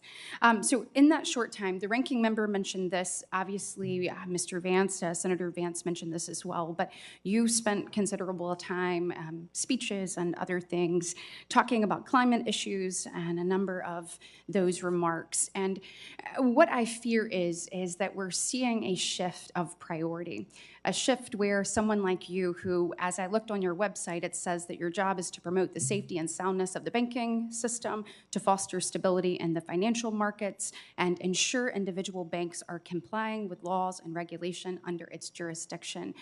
The focus is not there. The focus needs to be on the 31 outstanding outstanding supervisory findings and making sure that we have proper answers on those, not on climate risk or changes, but on what your actual job is. And so on that note, well, you mentioned earlier that the day that SVB failed, there were 31 supervisory findings that were outstanding. Is that correct? Yes. And so of those, my question is why your people didn't do more. It is my understanding they could have downgraded their supervisory ratings, which obviously would have resulted in more frequent supervision and exams, or they could have taken enforcement actions like prohibiting dividends to shareholders, requiring immediate capital increases, fines, other things like that, but they did neither. Is that correct? The supervisors had downgraded the firm in the summer with respect to broad-based problems in governance and controls, risk management functions, to deficient 1, which means the firm is not well managed. And as a result of that, the firm was subject to a 4M limitation, which meant that it could no longer merge with or acquire non-banking entities. And the staff were also in the process of developing a detailed memorandum of understanding, which is the first level enforcement action after a deficient downgrade occurs. So the steps were in train. What the report found is that our supervisors were not moving fast enough with respect to those actions. So they had the tools in their toolbox, but they weren't using them with the force that they could have. Yes, I think it's fair to say that the tools were there. The tools were there. They just they didn't use them with the force. I'm hoping moving forward, I don't think we need new tools. I just think to your earlier point about creating a culture where those tools are used, you can do that internally. That's a leadership issue. That's not something that we don't need more rules or regulations to do that. And I am almost out of time. Mr. Gruenberg, my question is for you. Do you agree that if Silicon Valley Bank was sold while it was still an open bank, it would have been better for the economy, the consumers, and other banks who have now had to foot the bill to replenish the diff? Yes, Senator. Okay, so did you have any interested parties with interest to purchase SVB the night before SVB failed? I'm not aware of any, Senator. We weren't the primary regulator, so we wouldn't have been the ones necessarily contacted in regard to that. Okay, but if there were interested parties and we find that there were, that certainly should have been done the night before versus afterwards, it would have saved us all $35 billion at this point. If there were opportunities for an open institution solution, that would have been perfect. Well, if we find that, I certainly hope that in the future we make those types of choices instead of ones that ultimately cause institutions all over the country to have to pay. Thank you. Senator Warren of Massachusetts is recognized. Thank you, Mr. Chairman. So earlier this month, when First Republic Bank collapsed, multiple banks were interested in buying the failed bank.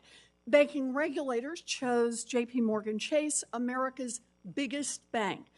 The result was that a gigantic, poorly supervised bank was swallowed up by an even more gigantic bank, and now the biggest bank in the country is about $200 billion bigger than it was before. So in order for the deal to go through, two separate regulators had to sign off.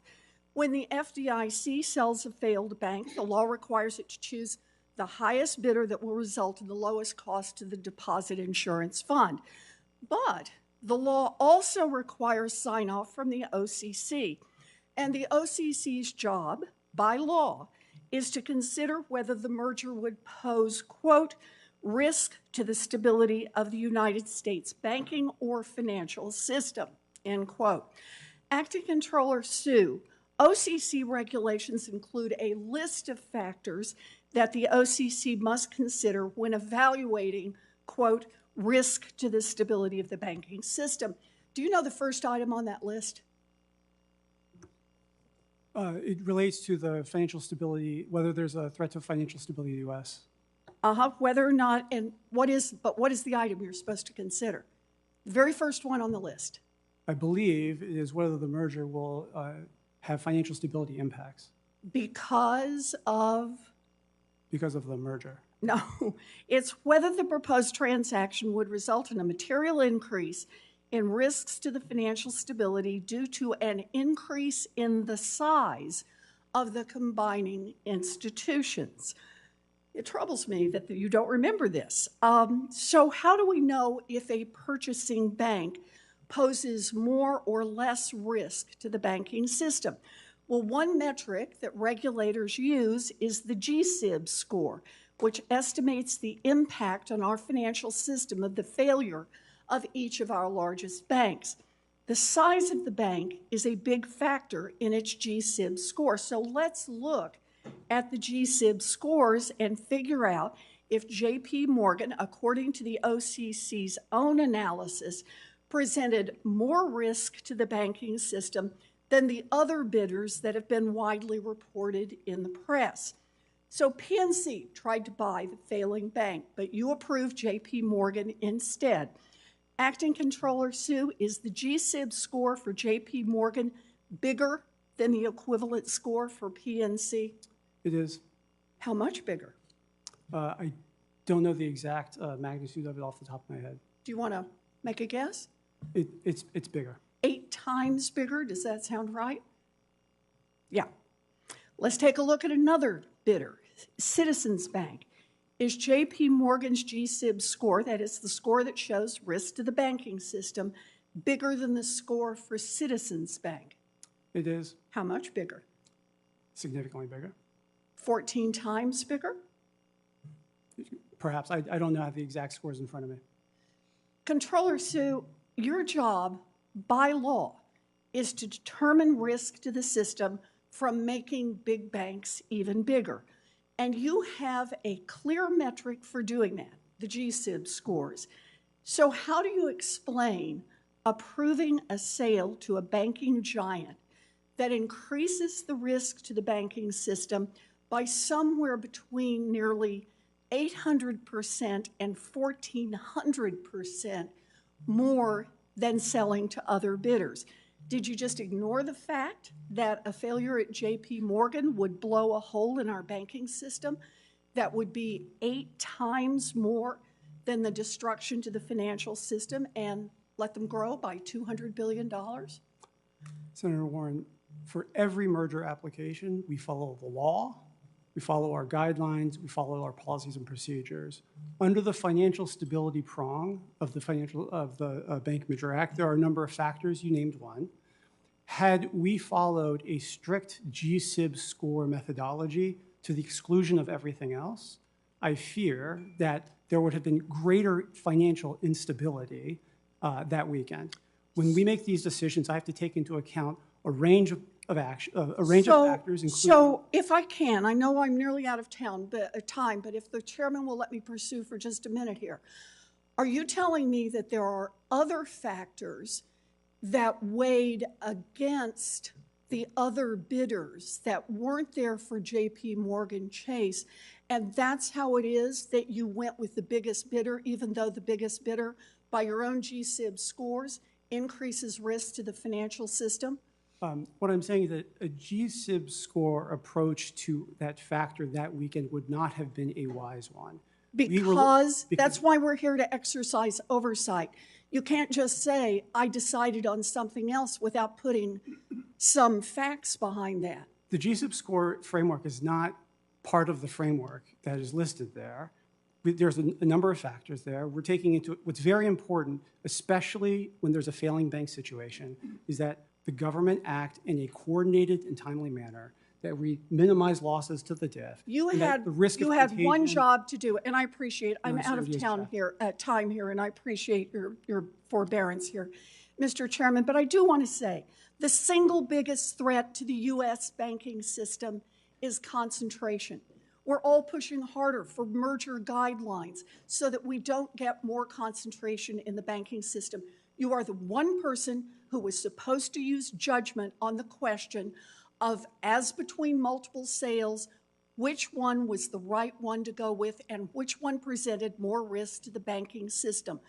According to your own metric, you chose the one that gives us more concentration in the system. I am very troubled by that decision. Senator Tillis from North Carolina is recognized. Thank you, Mr. Chairman. I wanted to start. I know Senator Tester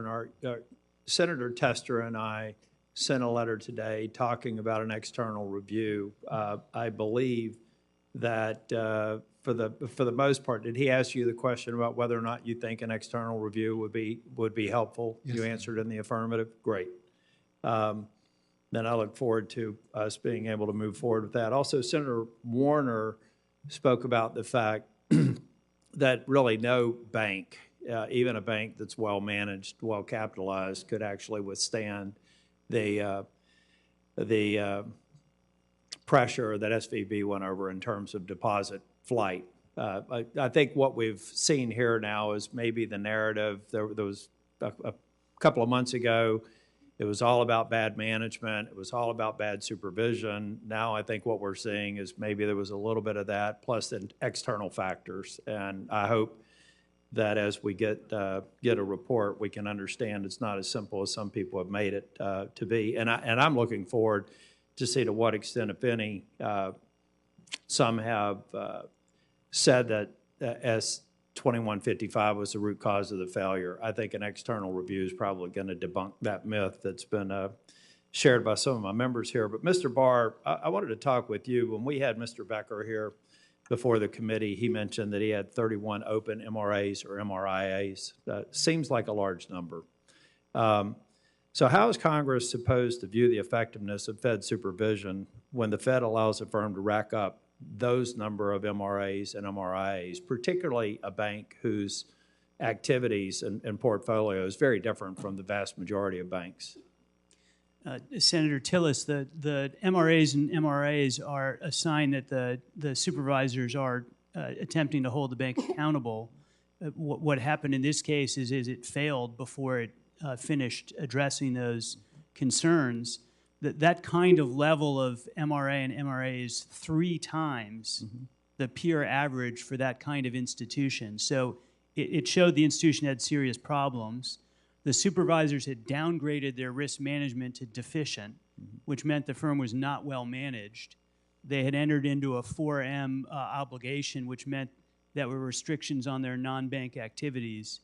And the supervisors were in the process of putting in place the first level enforcement action, a memorandum of understanding when the bank failed. I don't want you to respond, but I do want to we'll submit a question for the record, because I'm trying to get some sense of, it seems like some of these were issued a year earlier. If I recall, it was sometime in 2022.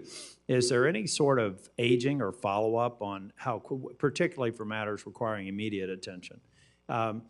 And how well did SVB do compared to their peers on clearing and addressing these MRAs? They were slower than they should have been at addressing them. They were not consistent with what we see from most banks. Most banks, most of the time, respond quickly, Yeah. and they're able to fix their problems quickly. And in the case of SVB, they did not fix their problems quickly, and there were serious risks in the institution with respect to interest rate risk, liquidity risk, and basic blocking and tackling of risk management. I've spoken with a number of banks over the past couple of weeks, and I also, it seems like after SVB's failure, there has been an expansion, or I should say a dramatic increase across the industry in terms of MRAs and MRI. I don't know about MRIs, but I do know that the typical flow of MRAs seems to have gone up industry-wide. Am I right in that trend, or have you had an opportunity to take a look at that? Senator Tillis, it is a terrific question. I have not looked at that, but I will examine it after the hearing. I was in a meeting with probably 20, 25 banks represented, asked for a show of hands. How many of you have seen a significant influx since the SVB failure? Every hand was raised. So I think it would be something helpful for us to see. There could be various reasons for doing that. You learn from the problems at SVB, but it seems odd that given the unique nature of SVB, that suddenly we would see this trend across the industry for a very wide variety of institutions. So reporting back to that would be helpful. We will submit some questions for the record. Thank you all for being here. Senator Cortez Masto is recognized.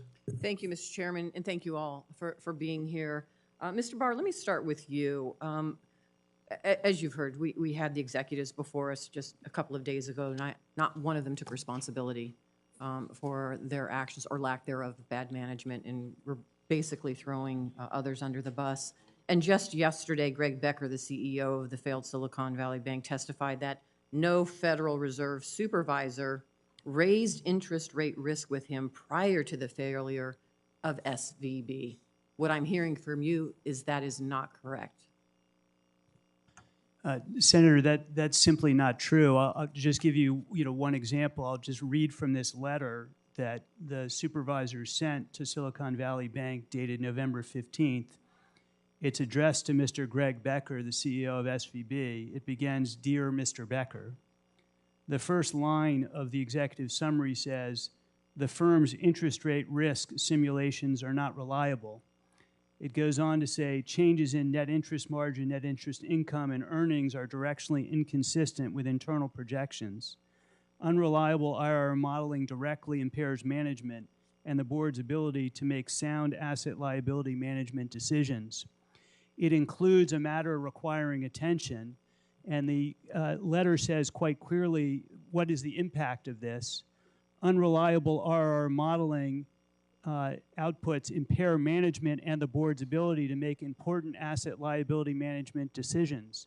In the firm's case, simulation results gave a false sense of safety in a rising rate environment and masked the need to take actions earlier in the rate cycle. This letter was sent to Mr. Becker on November 15th. It memorializes a conversation with Mr. Becker and other senior executives on November 14th. Thank you. And I have a copy of that letter. And Mr. Chairman, I'd ask to submit this for the record. Without objection, sword. Can I ask you, Mr. Barr, based on that analysis, was that a cause for some individuals to do a run on the bank? The cause ultimately of why individuals chose to run on the bank seems to be related directly to its solvency. And the solvency problem was because of poor interest rate risk management outlined in the letter. Thank you. And isn't it true for all regulators, you're always concerned about a run on a bank? Isn't that correct? That's what you're trying to prevent, correct? Yes, Senator. Right. So it's nothing new other than you have social media out there now that helps to amplify and connect individuals with information just like this, which may cause a run on the bank, correct? Yes, Senator, that is correct. But I am concerned about this moral hazard issue because at what point do we continue to bail out individuals who should know better? It's investors who invest money in banks without the insurance, the appropriate insurance. Should they be bailed out? And I guess this is a question, Mr. Gruenberg, that I have for you. What should we be doing here? Well, I think the weekend of the failures of Silicon Valley Bank and Signature Bank really posed, I think, a tough judgment for the agencies to make. I think our initial view when Silicon Valley Bank failed was it was a idiosyncratic failure, and we did not necessarily believe a systemic risk exception was warranted. I think when Signature Bank failed immediately following, and we got reports of serious liquidity stress at other institutions, it really became apparent that there was a contagion effect here. And I think there was a judgment made under the statute. You know, we have. And I get that. I only have so much time, but let me ask you this, and I think it was Mr. Sue who said this, is that we should be looking at deposit insurance coverage and it should be updated. Should we be looking at different, at this insurance coverage, and what should we be considering here? So, you know, the FDIC issued a comprehensive report on this. We outlined some options. The one we thought had the most promise from both a moral hazard and a financial stability standpoint would be arguably increasing coverage for business payment accounts. Those are accounts that businesses rely on. They can't really hold accounts at multiple institutions for operational reasons, so it doesn't pose the moral hazard risk. But because of the business payment function, it can have financial stability concerns. So if we're going to look at an option for adjusting deposit insurance coverage, and it would require legislation to do that, perhaps increased coverage for business payment accounts might make some sense. Thank you. And Mr. Chairman, I'm going over my time, but one final thing that I think needs to be pointed out here. I think we're all in agreement here that there's enough blame to go around, whether it was the bad management, lack of supervision, a combination of things we have to learn from it. But one thing that is missing in all of this, and I am hearing this from others, including my bankers, the failures of First Republic, of Silicon Valley Bank, of Signature Bank, is having a direct impact in hurting families, small businesses, right? Workers, community banks. What I am hearing is that it has caused banks to reduce their lending, resulting in less credit available to individuals and businesses. Does anybody disagree with that? No.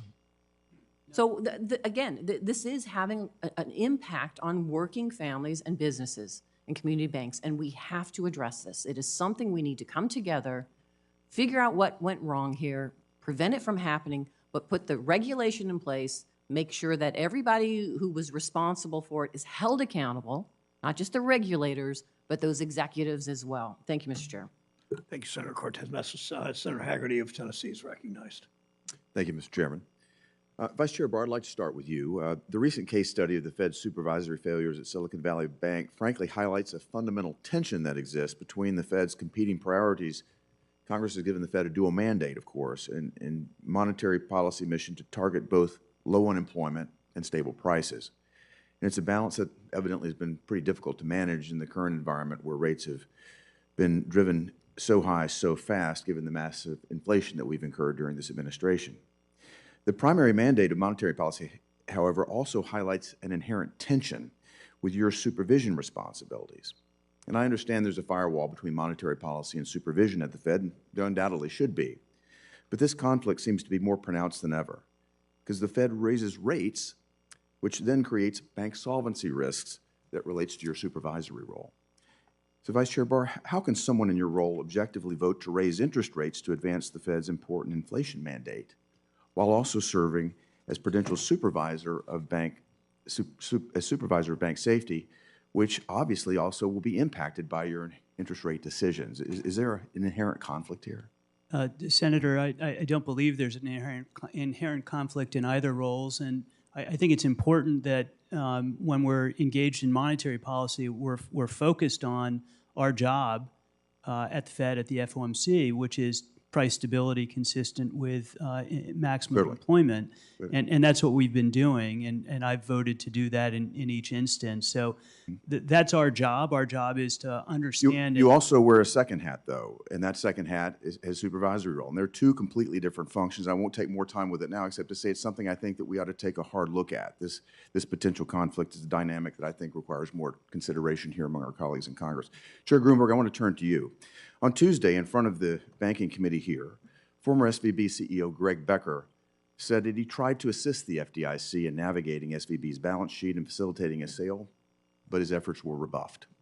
First, I want to know if this is true. And then second, if that's so, why would the FDIC not enlist the help of somebody that would have been intimately familiar with the balance sheet, be able to perhaps better position the assets for sale and perhaps reduce the cost to the American taxpayer? Senator, thank you for the question. It's my understanding that FDIC staff actually did meet with Mr. Becker on, I believe it was the Saturday, get input from him on the condition. Interesting. That's contrary to what he said. No, I'm just reporting the information I have. And to get information from him on the institution, as well as got input from him on potential acquirers. Okay, we'll need to get to the bottom of this conflict then. Very interesting.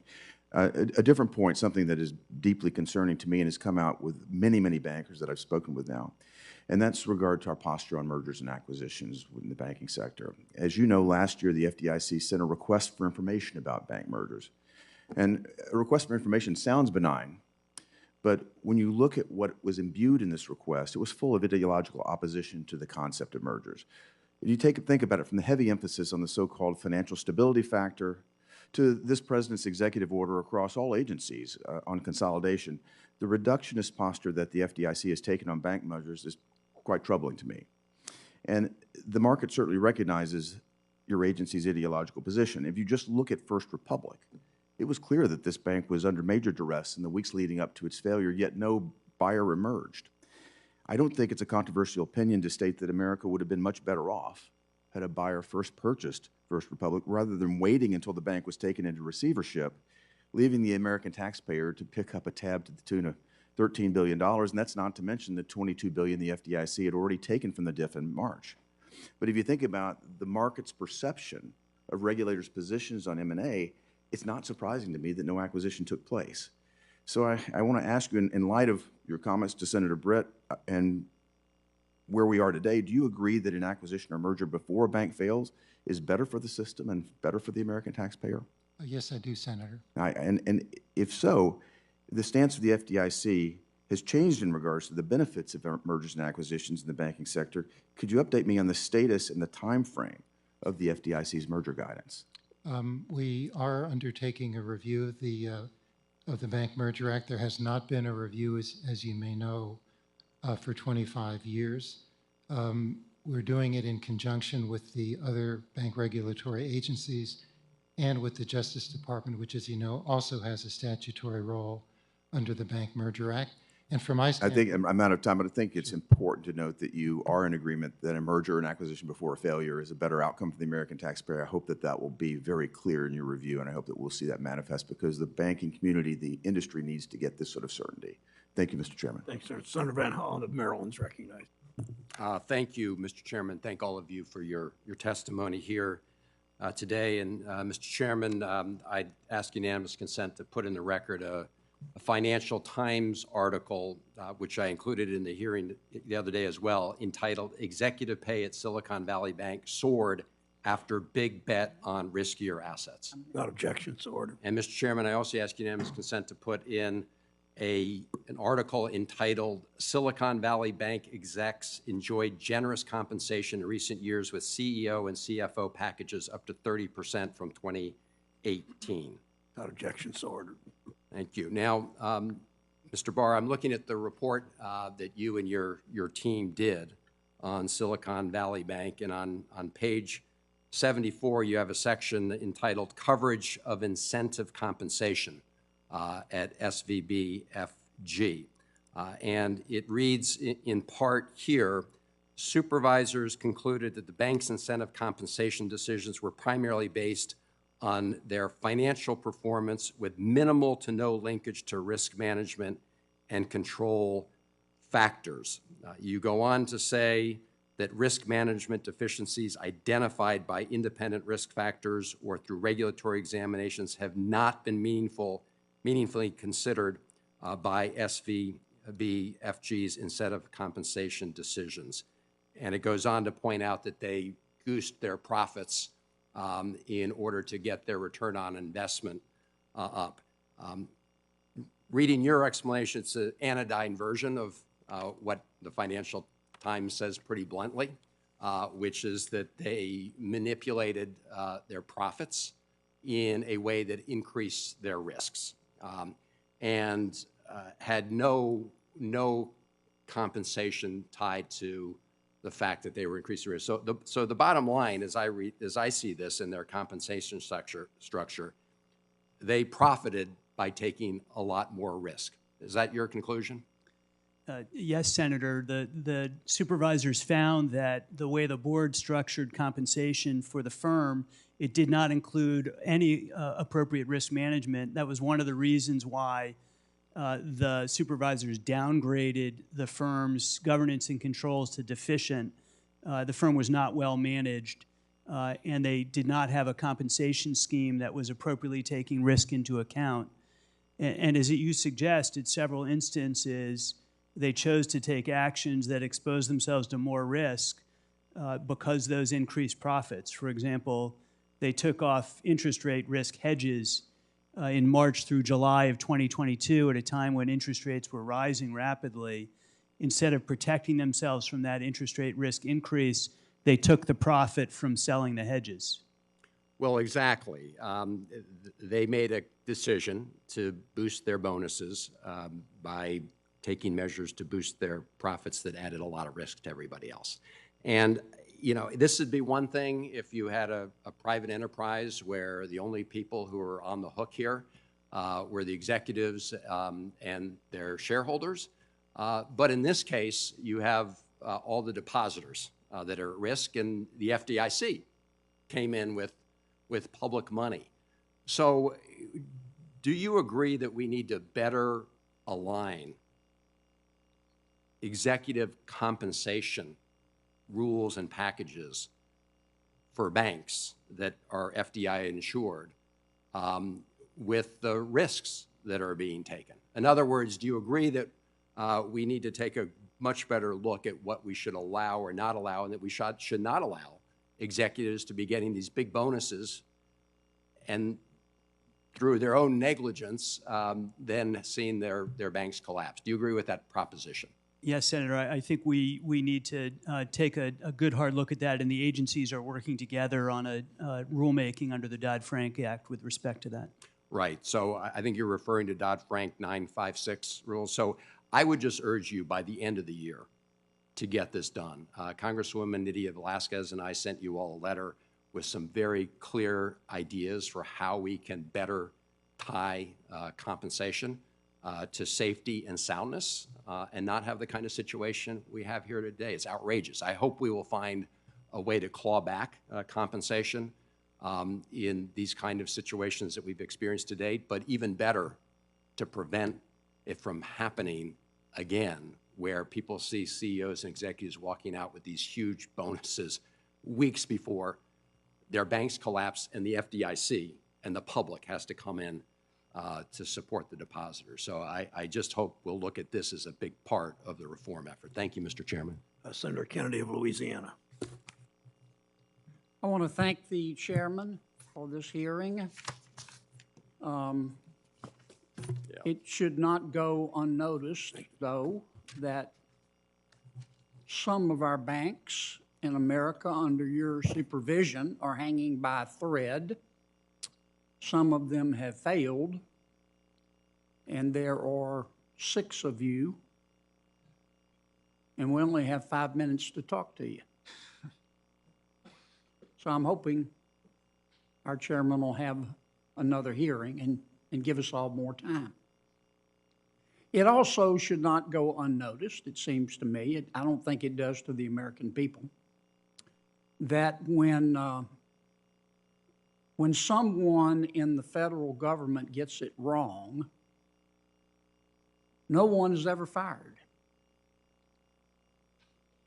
I mean, I've listened to this testimony today, and I get the impression how can I put this? If Elizabeth Holmes worked for one of your agencies, she'd probably be getting a bonus.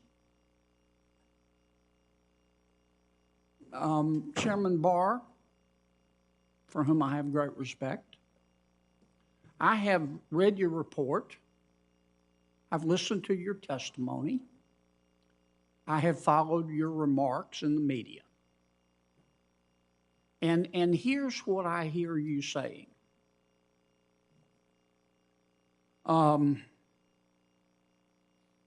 My people and I at my agency did not do a good job.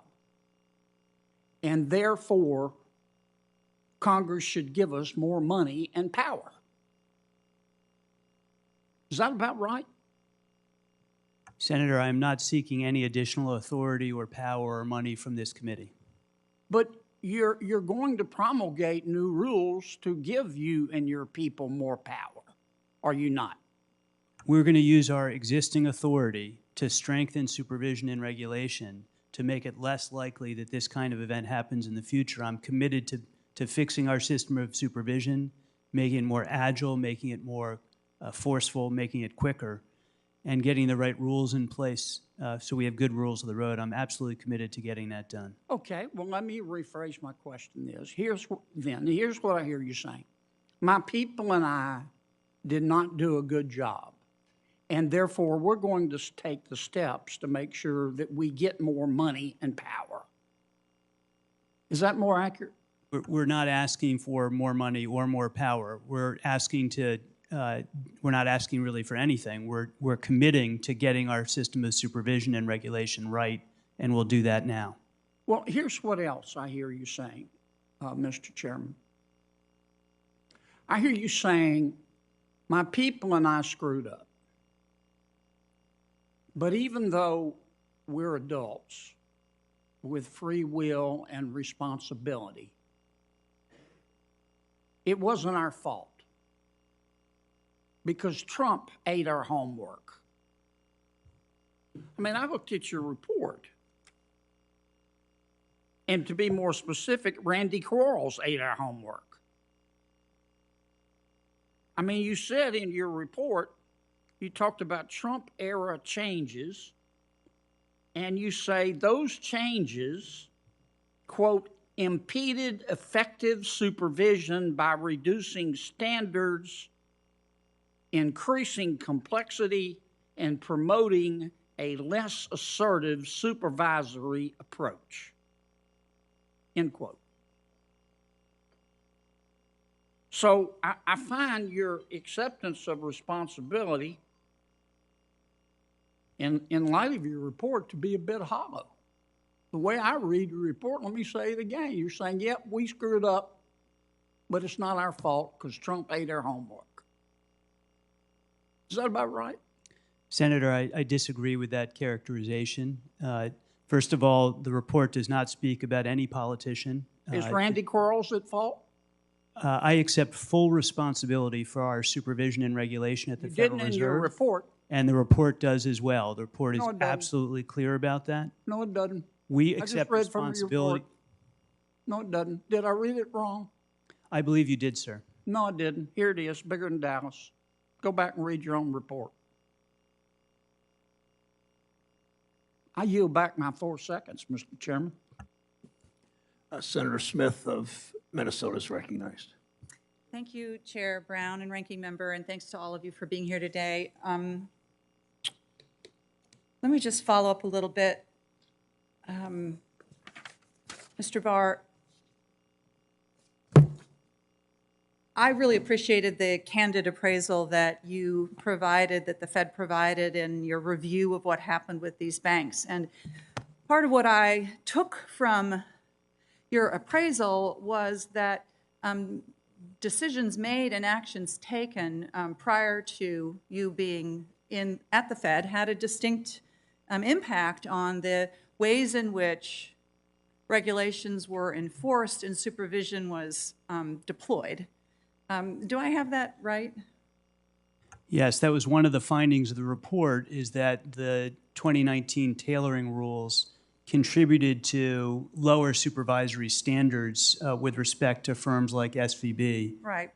including lower capital requirements, lower liquidity requirements, less stringent supervision, and other measures. And I think that's just the reality. And, we are in the business of trying to figure out how to fix these problems. And I appreciate the tone with which you approach this discussion, which is to be kind of on the side of solving problems and not just identifying problems. And so I just want to thank you for that.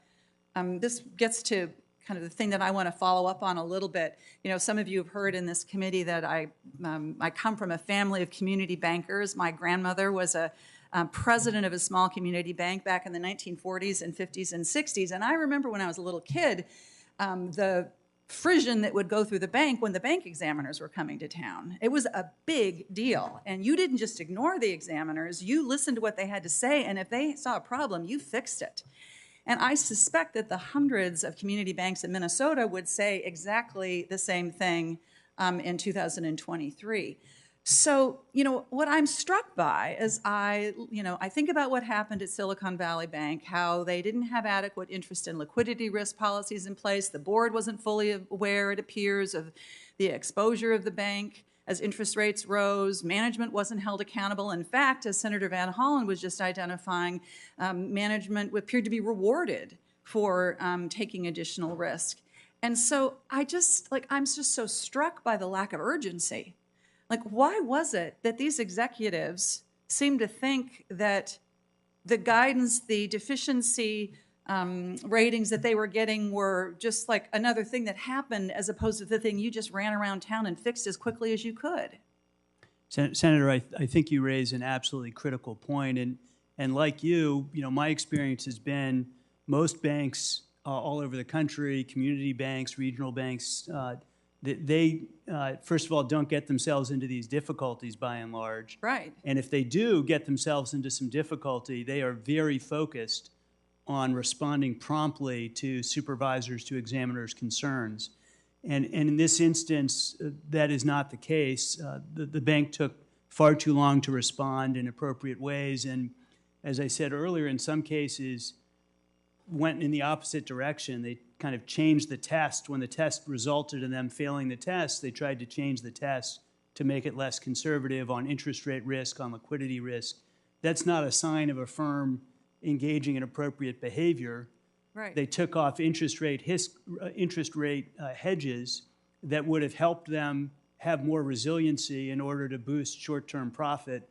That's not a sign that they're taking these measures seriously. And I appreciated in your in the reports that you identify the need for the Fed supervisors to bring more, as you say, agility and forcefulness to the to this process. Because as I think about my grandmother's community bank, there was no question that if they didn't follow through, there was going to be accountability, and that's what seems to be missing here. There just seemed to be no sense that there was going to be accountability if these executives didn't do what they were being asked to do.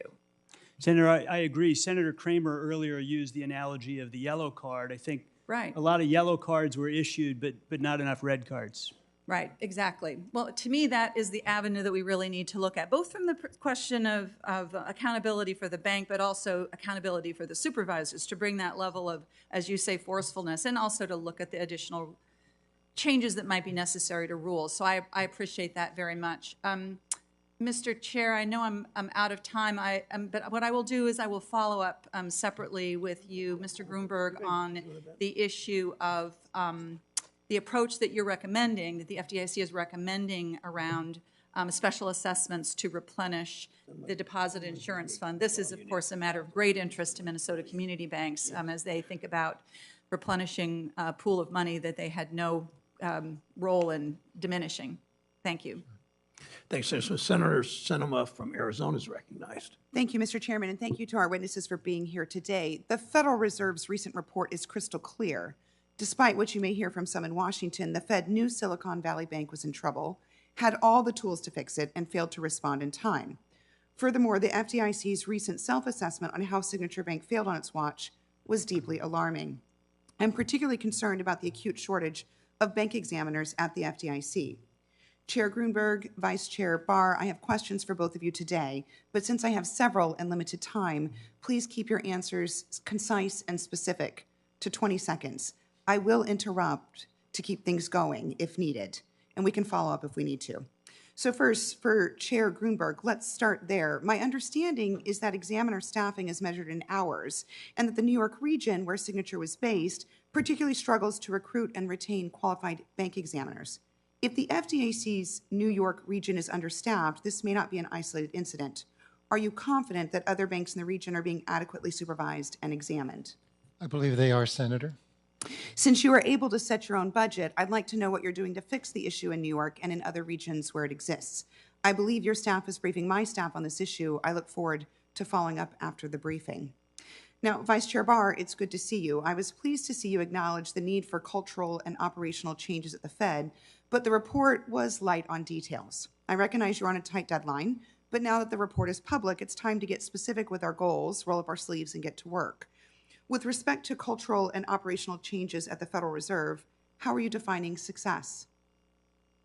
I think we need to have a workforce that's agile, that acts quickly and acts forcefully to prevent these kinds of problems in the future. And how fast will you achieve that? I think it will take time. I think cultural change is difficult, but I've started that work already, and I'm committed to getting it done. But you have no timeline. I do not currently have a timeline. That's the next step in the process after the SVB report was released, was to develop detailed work plans. And I think that's what we need, are specific metrics, rather than just a focus on outcomes, which say more about a business cycle. What we're interested in is a well-designed regulatory process. So here's a metric. Turnaround time is a problem at the Federal Reserve.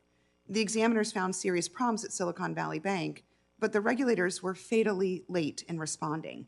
So following an examination finding, what is the median turnaround time for a Fed regulatory response?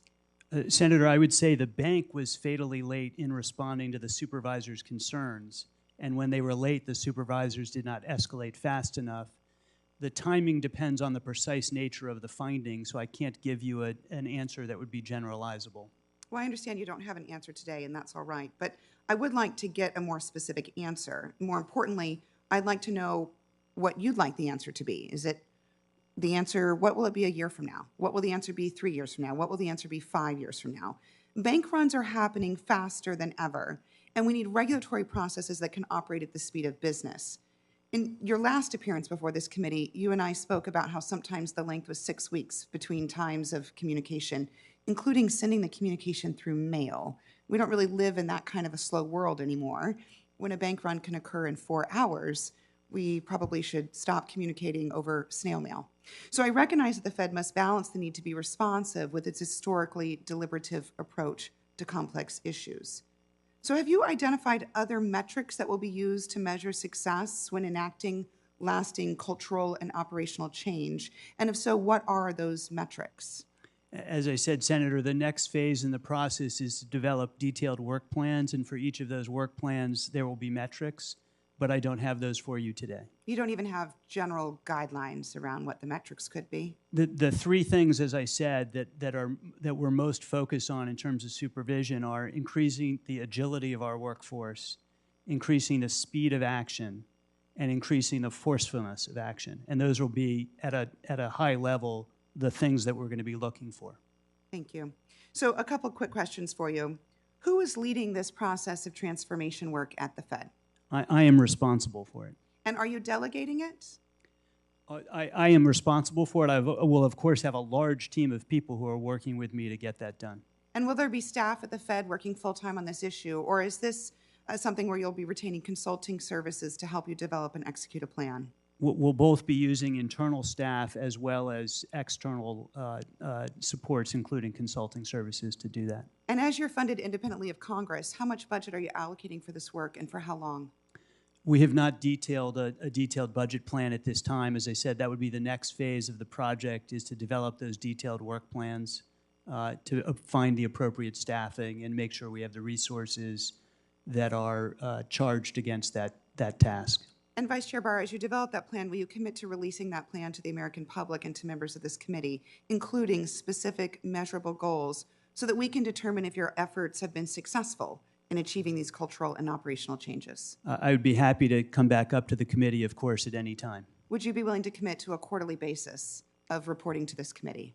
I'd be happy to work with your office to find the appropriate timing and pacing of coming back to discuss this with you and the committee. Thank you, Vice Chair. The next time we meet, I expect greater specificity from you and reports of progress that we've made in these areas. I appreciate your work, and I thank you for your service. Thank you, Mr. Chair. Thanks, Senator Sinema. This concludes the hearing. We all seem to agree that supervisors need to hold banks accountable to the rules that are supposed to keep our banking system safe. I think Senator Sinema's questions were right on that way. We know that as banks grew too much, too fast, starting in 2019, no one else held up the yellow card that Senator Kramer said they should have. In fact, Congress, President Trump, and former regulators gave them a green light. The basic rules of the game made it so that banks like SVB had weaker capital and liquidity standards, had too much time to transition to tougher rules. Now we need to strengthen those guardrails and the culture of supervision so that banks have clear rules and expectations, and when they are not met, regulators are empowered to crack down quickly. We expect that, especially from you, Vice Chair Barr. One of the more troubling aspects of the events of the last couple months is that it shows what many of us knew all along, that trillion-dollar banks aren't the only institution that are too big to fail. That's why we need to make sure that banks like SVB and Signature and First Republic are held to higher standards so that we can protect the financial stability of the entire banking system and make sure that banks and credit unions of all sizes can continue to serve their communities and the public. Again, thanks to the 6 of you. For senators who wish to submit questions, those questions are due 1 week from today on Thursday, May 25th. Witnesses, please submit your responses to those questions for the record 45 days from, no more than 45 days from the day you receive them. Thank you again for joining us. Thank you all for your public service. Committee's adjourned.